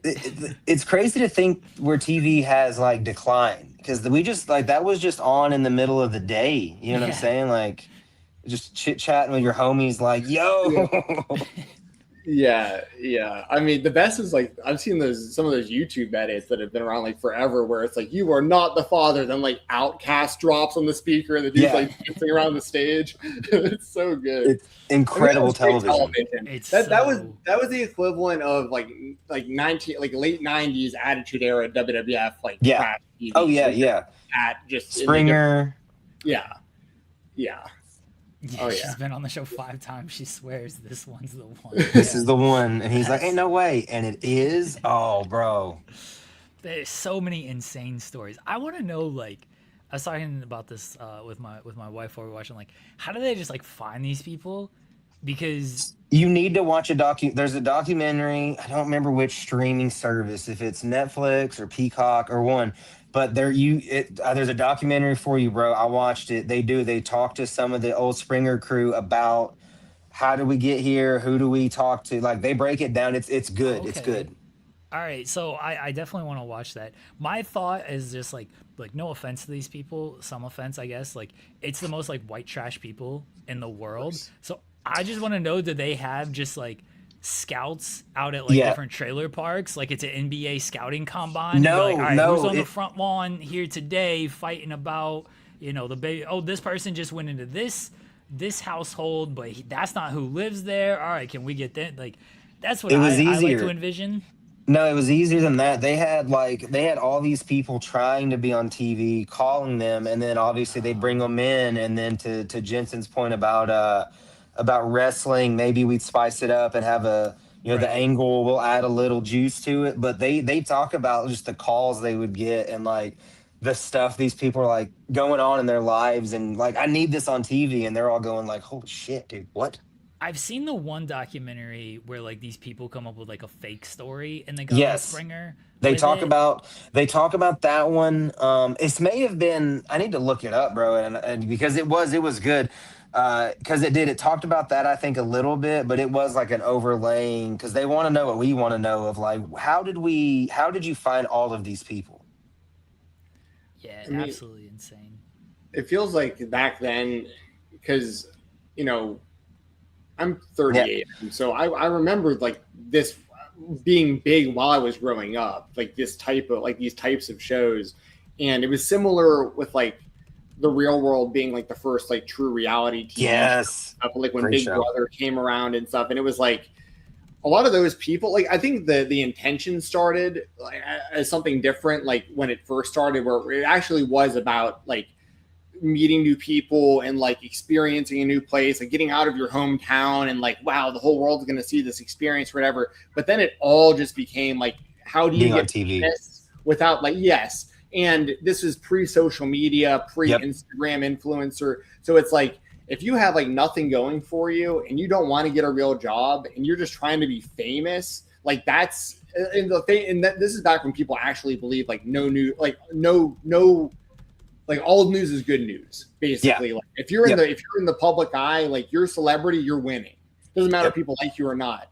And I think that was a lot of what was going on these shows back then. It was people that were like trying to be famous. And then it became a career because of all the challenges and this, that, and the other. So it was like, if I'm super, second gear, maybe I get, like you're saying, maybe I have a run where I'm on 4 or 5 challenges a year or whatever. Like, yeah, the old days, man. Like I forget which streaming site too that has like old True Lives that I'll go back and watch sometimes, like Comfort Watch. Yeah. That Great was show. Such a good show. I remember Frankie Edgar was on there on True Life. I Want to Be a Fighter back in the day before this UFC run. This cat that played offensive line for Notre Dame and then played for the Broncos, he's on one of them, which is pretty cool. One of the best episodes of television I remember watching during that era was True Life, I Have Embarrassing Parents. Oh, yeah. That's on. I watched that one not long ago. It's on maybe on Hulu, but it's up, man. I watched it. If I remember correctly, it was like the white dad who was like saying stuff in raps he definitely shouldn't have been. Had some bad words. Yeah, it was the Star Wars dad who was like trying to get his son like into Star Wars, and then I think it was like a nudist or something.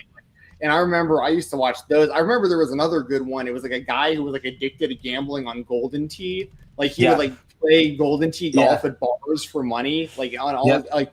I remember that one. What a great dude. They had a competitive eating one, dude. They had a competitive eating one that had a young Kobayashi, I think, on it, or whatever that cat's name was. It was. They showed him like, and I like that you disrespected him like that. I appreciate that actually as a Joey. Yeah, because it's about. We know who it's about. Tell him.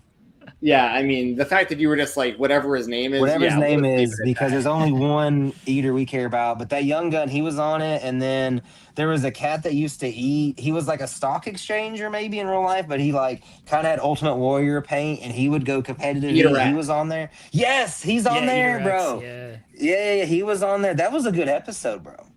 Yeah, I remember Matt Schnell was on the MMA one. Yes, and I remember Matt Schnell.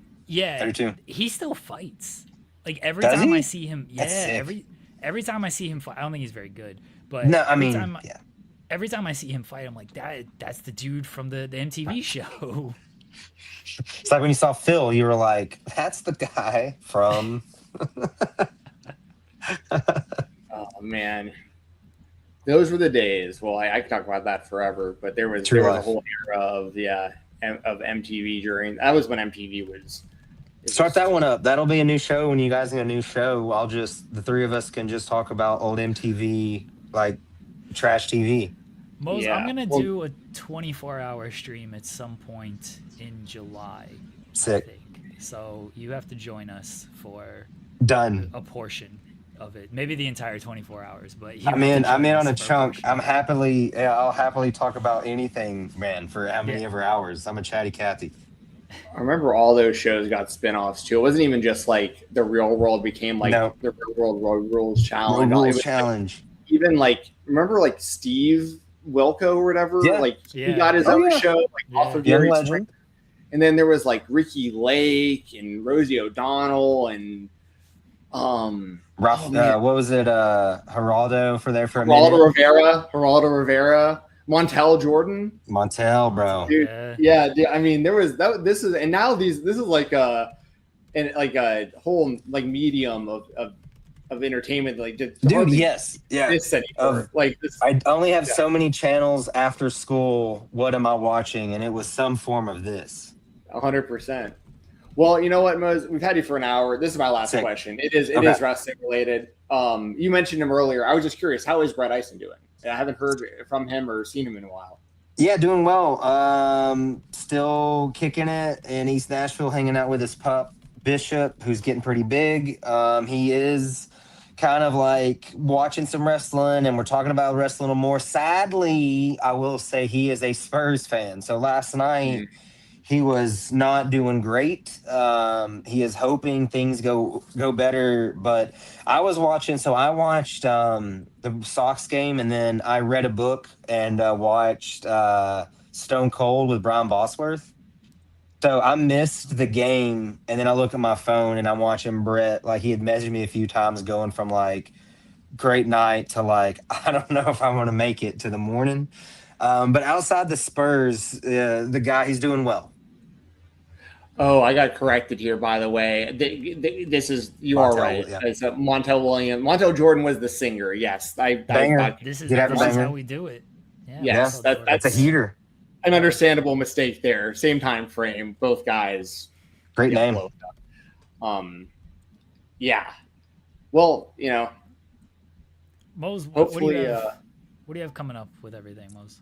So I will be in Cincinnati and Indianapolis the 19th and 20th next weekend. And then we're in Los Angeles and Phoenix the next weekend. And then we're doing the big bash at the ballpark July 4th in Coney Island. So that's the next few weeks. Yeah. Speaking of the hot dog contest, I love that they set it up to where you can literally, if you're there on site, you can go watch Joey Chestnut defend America's honor for the umpteenth time, and then you can go straight to the live wrestling for GCW. I can't wait. I mean, I look forward to the 4th of July every year.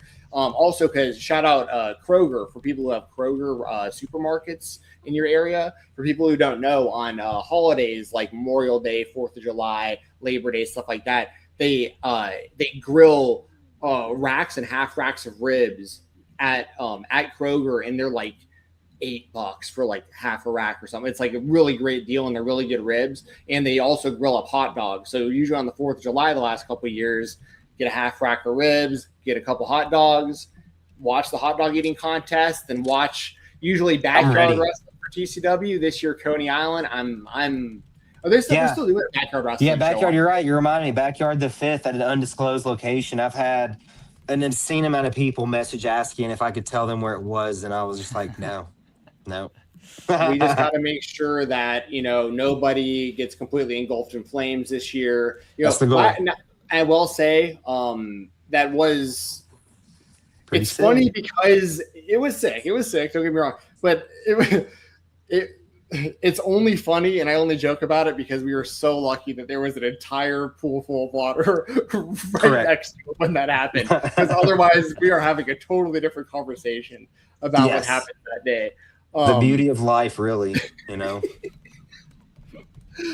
Anyways, yeah, that's all I've got. Mose, thanks again, man, as always, Appreciate for joining you, us. Mose. We always Thank you guys.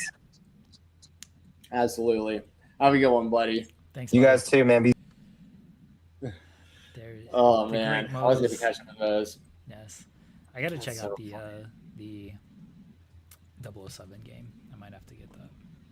The only criticism I've seen about it is, like, I think it is, well, it depends on what you like in video games, because what I've seen about it is kind of like Mose was saying, where it's like you're watching a movie. Like, there's a lot of, like, just, like, watching, essentially, like a movie, and then it might turn into, like, where you're doing, like, stealth missions, kind of like,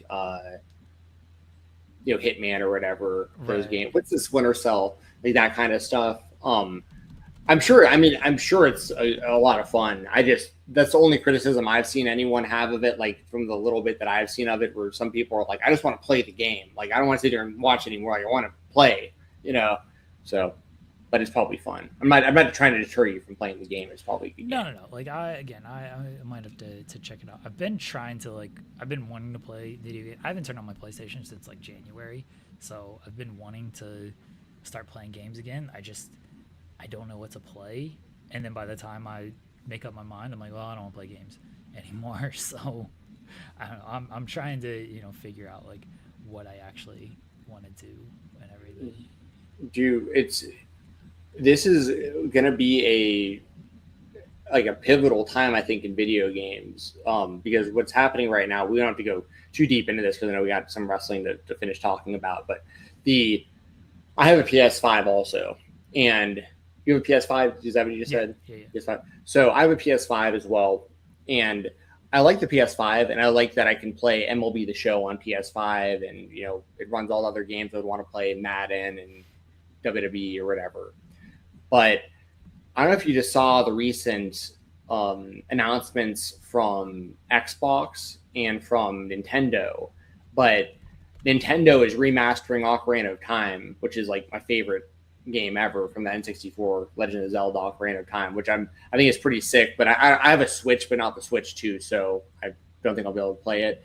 But more importantly, Xbox is like almost rebranding to like the retro days of like, and already calling this retro. I'm talking like original Xbox, but they're like re-releasing this like new version of the Xbox that looks like the older version and stuff, like with like the translucent green box and everything. But more importantly, they're coming out with games again that are like supposed to just be fun games. Like they're coming out with a new Crazy Taxi game, for instance, and stuff like that. Like games that were like fun on the Dreamcast. Like they're not as concerned about like the graphics. It's just like, let's make fun games again, like just so people want to play video games, And I think that's the approach that people need to go in, because video games over recent years, I think, have gotten almost too realistic, or they just hold your hand too much, where it's like it just guides you like scene to scene on what you're supposed to do throughout the game.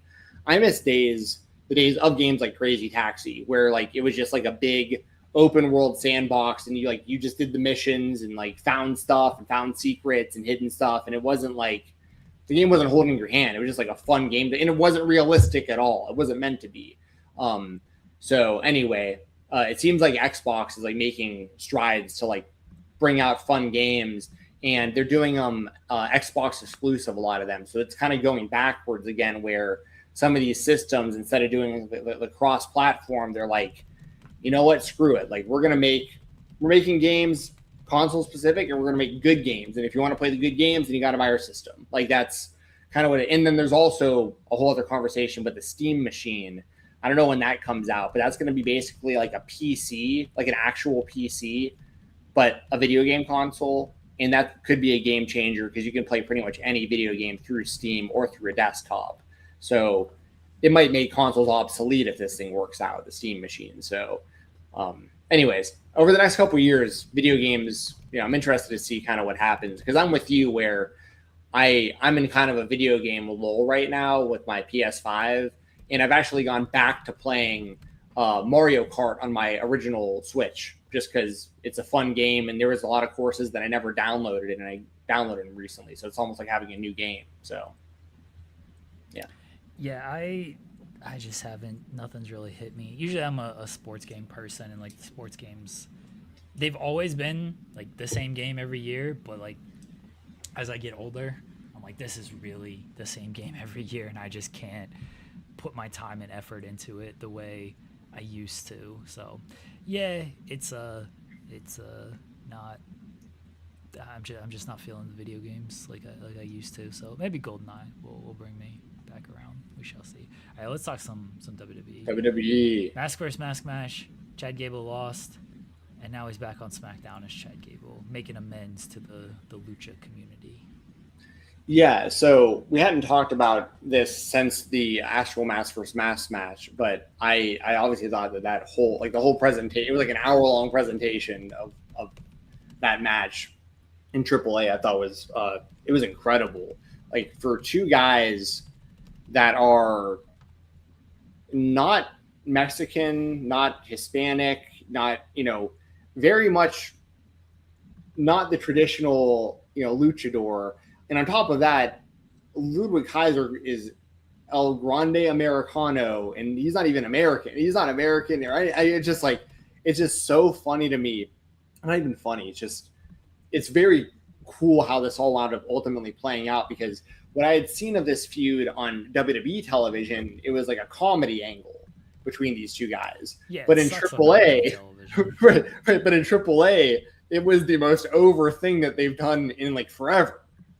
And I loved the video package before the match where it explained the two different Grande Americanos and kind of like the dispute between who's who, and then like Kaiser's version, you know, like learned Spanish kind of like over the weeks and over the months and became like a part of the culture, and the fans got really behind him even though he wasn't the original. It just the fact that it worked out so well is just pretty incredible. NWA says, thank you for all you've done to support the National Wrestling Alliance. You're welcome. Absolutely. You're welcome. Shout out Billy Corgan.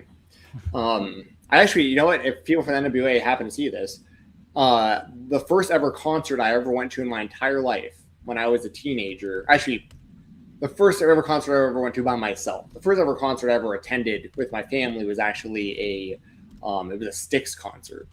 Styx and Bad Company. But the first ever concert I went to by myself was a music festival in Atlanta, Music Midtown. And that was when Billy Corgan was the frontman of Zwan. It was like in between Smashing Pumpkins runs. So I actually saw Billy Corgan in Zwan. And it was an awesome concert. It was an incredible experience and I'll never forget. So that all said, back to the WWE, back to Chad Gable. That's awesome that the feud worked out the way that it did. The match was awesome. All the storytelling was awesome. Pempe unmasking Pimpinella, and that was just super, super cool. Seeing like the big pop for that. They tied up all these different storylines all together, all in AAA. So then like the big question, what I also mentioned, the speech afterwards was great too. Chad Gable unmasking. I think in the replay, I saw that people were saying that I think they cut out Gable talking about him being an Olympian in the replay of it, or like the re-upload of it. Which the only reason I could think about that is because he didn't use the name Chad Gable in the Olympics. But yeah, people were not upset, but people were like, oh, he didn't use like his technically real name, like he used his WWE name and instead of like his actual shoot name. Yeah, which I mean, I think that's kind of nitpicking, but to be fair, like in that Lucha Libre culture, like I think that is really more the standard, because in that culture, especially because these guys, I actually heard Rey Mysterio and Undertaker talking about it on their podcast today. I haven't listened to all of it yet, but at the beginning, Undertaker was talking about even in like the early 90s when Mil Mascaras came to WCW, he was like showering with his mask on and stuff in the locker room and like turned his head away when he would like need to turn them. Like if he had to take his mask off, he'd look away from the rest of the locker room. Like he didn't even show his face to the other wrestlers. So it's a big deal in that culture to, when you unmask, you're really trying to like explain to the public who you are as a civilian pretty much. And so I understand, I guess, a critique of that if people have it. I'm not going to like, obviously I didn't mind it, but I did. But it is strange though. Like, he's like, I was a former Olympic wrestler. And it's like, but if you look up Chad Gable Olympic wrestling, I'm sure it comes right up because AI and Google is going to know what you're searching for. But the point is, like, his actual name isn't Chad Gable, and he did not compete in the Olympics under the name Chad Gable. So I also understand if WWE is trying to kind of like whitewash that aspect of it for whatever reason. Anyways, that all said, thought it was a great speech. He had the family there. He was bleeding. He gave up the mask. And then the first thing I'm thinking is like, what's WWE going to do to screw this up when he like how, like, you know what I mean? Like, this is the most, whether you meant to get this or not for both Gable and like, because Kaiser on the other side of this too, like, he can't go back to being Ludwig Kaiser. Like, he'll never be this over as Ludwig Kaiser. Like, and for Gable, it's like this story has put him in this incredible position where they could really, really massively capitalize. Like, the fans are behind him in the story. And I know that he's come back and now he's like helping defend the luchadors. And I hope that that is the path they continue on, by the way. Like, I think it'd be a terrible mistake if he like turned heel anytime soon or like really, was still against the luchadors or something. Like, I think you need to capitalize on this, the good faith that you've created with the fan base in that mask versus mask match, with the show of it all and the speech after, like I said, and being so humble in defeat, and ultimately telling the crowd in Mexico, telling them like, that he does respect the culture and that, the other Grande just was better that night and he deserves them. I mean, it's a total babyface turn. And I just feel like WWE, and this isn't even going into how good Chad Gable is as an actual performer. Like, he's a great in-ring wrestler and he's been entertaining for a very long time. I was even a fan of his, American Alpha, him and Jason Jordan. I thought they were a great tag team and they were underrated in like the grand scheme of things. And so, he's overcome Shorty G and all this other BS over the years. Even the Jason Jordan thing where they made Jason Jordan Kurt Angle's kid. Had that been Chad Gable, maybe his career looks different too. I'm not saying necessarily better or worse, but definitely different. It's just, there's just a whole lot of things that I feel like could have went Chad Gable's way, or there was things working against him for so long. And now his hard work and everything he's done, he's in this just incredible position now. And I'm just like really concerned that WWE is going to do like really nothing with it in the long term, which is just really, really unfortunate. I mean, that's always the concern with WWE and following up on things. That's a very real concern to have because, WWE doesn't follow up on these things. And it's good that Gable's back on SmackDown. He's doing the Lucha Apology Tour. It'd be nice if it led to something different. I mean, maybe a United States Championship win is the next play for him because he's a babyface now and Trick is a heel. I think that could be a good way for him. Obviously, he was linked to the Intercontinental title when he was going to face Gunther, and people thought like he was going to beat Gunther. They mentioned of like you need to apologize to other people you have wronged, so they might bring back the Otis stuff, which that feels like it's pretty dead in the water. I don't know why you need to go back to that. Maybe the Otis stuff leads into something with the Vision because Maxine is talking to Austin Theory, who's with the Vision. So I guess if you get him doing something with the Vision, okay. I don't have a lot of faith in WWE. No, I know. And I know that the concern can be applied to pretty much any performer on the roster. I get that.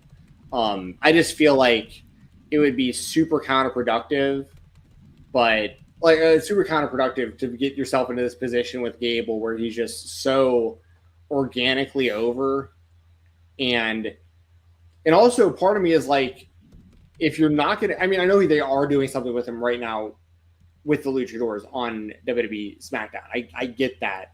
I'm just thinking like a little bit longer term here, like in the next like few months after like whatever this immediate feud is over, or WWE gets like tired of it or whatever.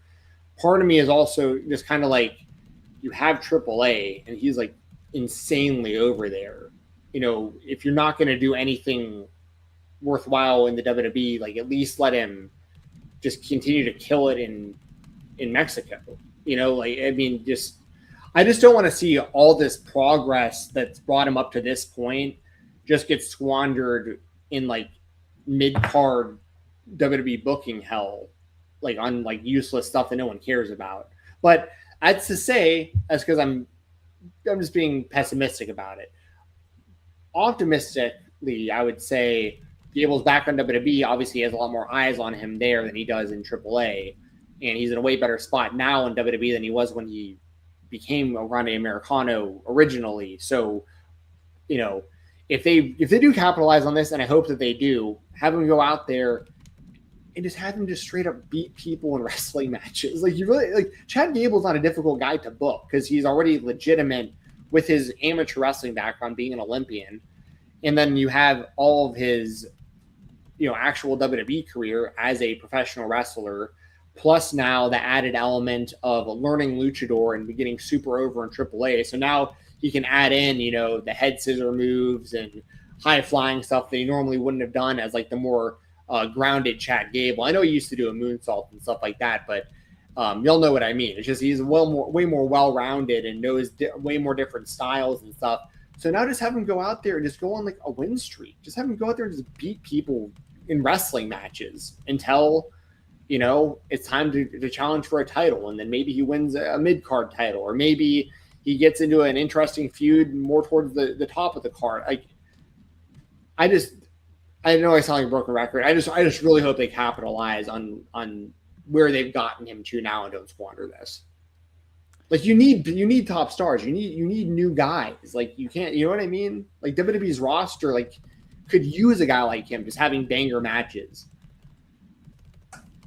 And they have guys who can have banger matches. It's just they don't put them in a position to do that. No, I know, but my point is like I hope they just do that.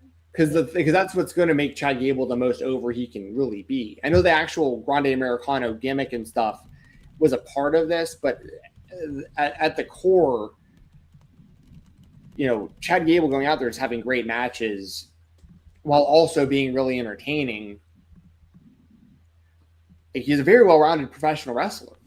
I don't see any reason why he shouldn't have the success that like a lot of these people might be. I know he doesn't look like Obafemi and he doesn't have, the entrance of a Trick Williams and stuff like that. But like Gable brings something different to the table. He's like that, the authentic, athlete, so anyway, just don't squander it, please. WWE. I like Chad Gable a lot. Well, good luck with that prayer. Yeah. Not squandering talent. All right, let's go to our final topic of the night. Our product is what it is. We're going straight up the middle.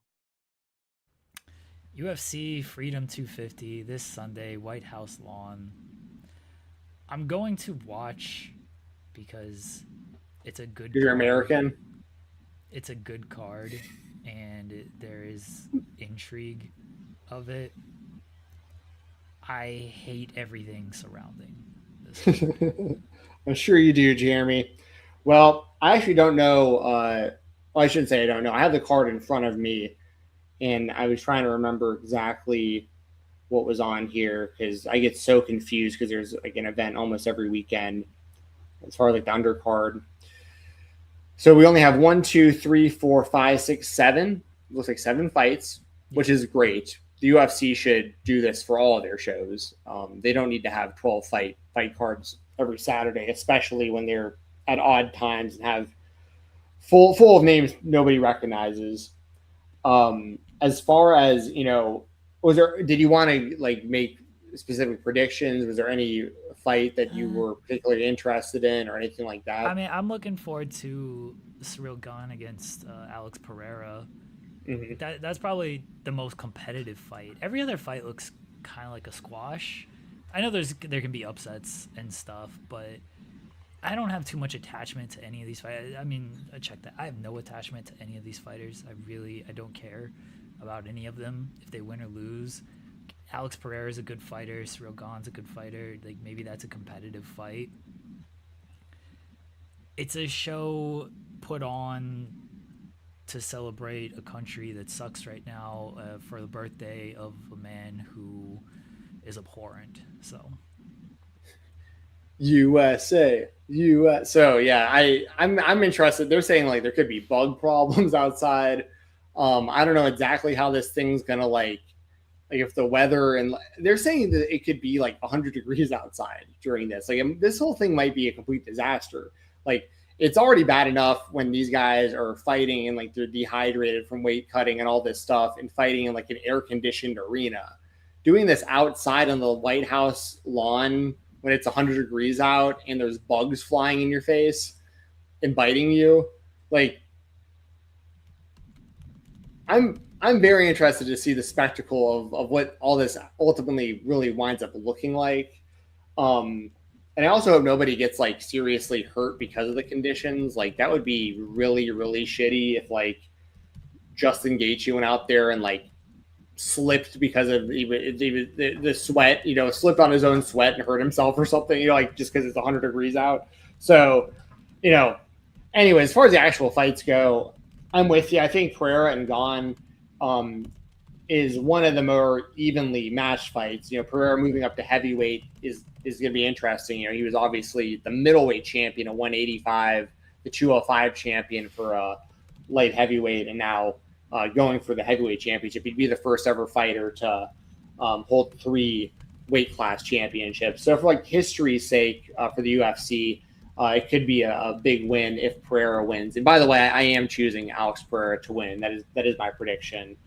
The main event is Ilia Topuria versus Justin Gaethje. Topuria is the true lightweight champion. Gaethje is the interim lightweight champion. I think Topuria is overall a better fighter, but Gaethje has, crazy knockout power, and he fights like a actual like wild person. Like he just pretty much no regard for his own health, just goes in and swings for the most part. And Topuria is gonna starch him. Well, I was about to say, like, fighting like that against a guy like Topuria who has the hands like Topuria does is probably not going to be good for Gaethje. I am choosing Topuria to win as my prediction, but at least Gaethje possesses the kind of knockout power that, could make it interesting if he connects. Sean O'Malley versus Ayman Zahabi. Zahabi is the son of Faraz Zahabi, I believe. Yeah, he is. Younger brother. I don't even know how good he is. Like, he's had a couple UFC fights. Like I've seen him, but I mean, this is also more about getting Sean O'Malley on the card because they've been trying to make him like the face of the company for years now. And I do like Sean O'Malley. Like, don't get me wrong. I think there's definitely like a goofiness to him and like a hype beast aspect to him and stuff like that. I get all that, but like, he is a really good fighter. I mean, you can't take away his fight with Petr Yan before he won the championship was very close, but Yan's the current champion. O'Malley, I think, is a very good fighter. He just has an Achilles heel, which is the wrestling. Like, if you're an elite wrestler or grappler, if O'Malley doesn't catch you, and Zahabi wrestles also. So it's going to be, it's going to be interesting. I am going to take Sugar Sean to win that one, though. Then another one I'm actually interested in, but it's like, this is the kind of stuff that, like, if you already don't like the idea of this card, this fight's probably not. Well, it might be totally for you depending on the outcome. So we have Josh Hokett, who is completely unhinged, versus Derek Lewis. And this fight came together because Hokett knocked somebody out recently, and Trump was cage side for the fight at the UFC, turned to Dana and was like, "Is Derek Lewis on the White House card?" And Dana was like, "No, he's not." And he was like, "Get him to fight this guy." So they just like threw this fight together on the card because Trump wanted to see it. And one of these guys is probably going to get knocked out in the first round. So if you want to see Josh Hokett get shut up, this is probably your best chance of seeing it because Derek Lewis, we all know what he can do if he connects. And Josh Hokett, if he wins, will probably get a UFC title shot. And that's going to be kind of similar to what we're seeing in a lot of respects with like Sean Strickland and stuff. So that's going to be a whole other can of worms if that winds up happening. So that's another one going down. I'm going to take Josh Hokett to actually pull off the upset in that one. I don't think it's an upset. Well, I think there are a lot of people that think that this fight was really made to shut up Josh Hokett because, like, the UFC does like a lot of the bullshit he says. Don't get me wrong. I love a lot of the stuff that he does. But there's also the line of like, you do turn off part of your fan base, and you do like if it doesn't work out for you. No, but like Bryce Mitchell, for instance, is now fighting on like prelims of fight night cards that no one cares about. But Bryce Mitchell was talking about Nazis and stuff. Josh Hokett's doing Colby Covington effectively. Like, I don't think he's turning it. This is literally who they're appealing to. They're going to the White House this weekend. No, I know, but I'm just saying, like, if you're the UFC and you want a safe fight for Josh Hokett, you would not match him with Derek Lewis. Yes, you would. Derek Lewis is one of the but he's one of the least safe Derek Lewis could knock out any heavyweight in any fight if he catches Derek you. Lewis just got knocked out. Let's see Derek Lewis's reason. I know he's not like on like some world-beating run recent. Well, the guy who knocked him out, Waldo Cortes Acosta, is doing that to everybody, to be fair. And he won by knockout his last 2 fights before that. He had a 35-second knockout the fight before this. Derek Lewis, you just have to avoid him for 3 minutes, and then he'll gas out. Well, and Hogan also is a good wrestler. Look at the odds for this fight. I guarantee Josh Hokett is like a minus 300 favorite. Well, regardless, I am taking Josh Hokett to win, so I guess that makes sense. I'll tell you the odds for this fight. I just figured he'd be the underdog based on the experience difference. That doesn't matter. Jeremy, he knocked out like a lot of his fights. He's still. Oh damn! I won a parlay just now. No way. Huh, let's go. Well, good start to the night. Wish I would have put more money on this. I thank you to Seiya Suzuki and Shohei Ohtani for both hitting home runs tonight. I very much appreciate that. Nice. Josh Hokett is a minus 450 favorite. Okay, well there you go. So it makes sense that I've chosen him to win. He's Sean O'Malley's minus 475. Taporia is minus 550. Like, these are not competitive fights on paper. Yeah, well, the only other one I even wanted to bring up was that Michael Chandler's fighting, and he's the biggest underdog on the card. And I think that like Michael Chandler just I've never seen anybody get Scott George says Suzuki hit a grand slam. I did see the Suzuki grand slam before we went live, but Ohtani must have hit the home run while we were talking, because I did not see the Ohtani home run. But anyway, I've never seen something happen. The career trajectory of Michael Chandler, I've just never seen something like this before. Like, even we have to go back to like, you know, him pre-UFC, because he had a great run pre-UFC and Bellator and everything, but comes to the UFC, has really exciting fights, but is like usually on the losing end of those fights, and then spends years calling out Conor McGregor, gets booked against Conor McGregor, fight never happens, keeps calling out Conor McGregor on WWE television also. And I mean, he got cucked so hard. I mean, I don't know how else to say it. Like, you got honey-dicked so bad. Like, you thought you had the big fight, and it's just never going to happen. And now you're being fed to the wolves in the White House. Like, you know, he loves that he's a part of this White House show. Like, Michael Chandler is like all about it. And they are doing him so dirty with this matchup. I think he's going to get destroyed in the White House, and he might not even fight in the UFC ever again after this. Like, you know, I've never seen something happen to Michael Chandler over, like, what I've seen over the last few years. Like, and not most of it isn't even his fault. I actually feel bad for him to a large degree, but there was also a big part of me that was like, dude, do you really think you're ever going to fight Conor McGregor? Like, it's never happening. Like, you got to move on and fight someone else, dude. And now this is what's happening to him. Yeah, I mean, he was owed the McGregor fight. It didn't happen because McGregor got hurt and everything. Yeah, he's probably gonna get destroyed in this fight. Look, maybe if McGregor loses the Holloway, he'll look at Michael Chandler. But yeah, let's do this fight now, because I'm coming off 4 straight losses. 3 straight. Conor? Yeah. Poirier twice, and if he loses the Max, that would be 3. Because he beat Cerrone before that, right? Cerrone was the shoulder strikes. Yeah. Yeah, Cerrone was after the Habib fight. So yeah, Conor would be coming off 3 straight losses. Chandler is pretty washed. Sure, let them fight. Yeah, I mean, I can see that possibly happening if both guys are still fighting in the UFC. I still think it's going to be worth keeping an eye on. Like, I still don't believe Conor's going to fight until he's actually in that cage and Bruce Buffer is announcing it.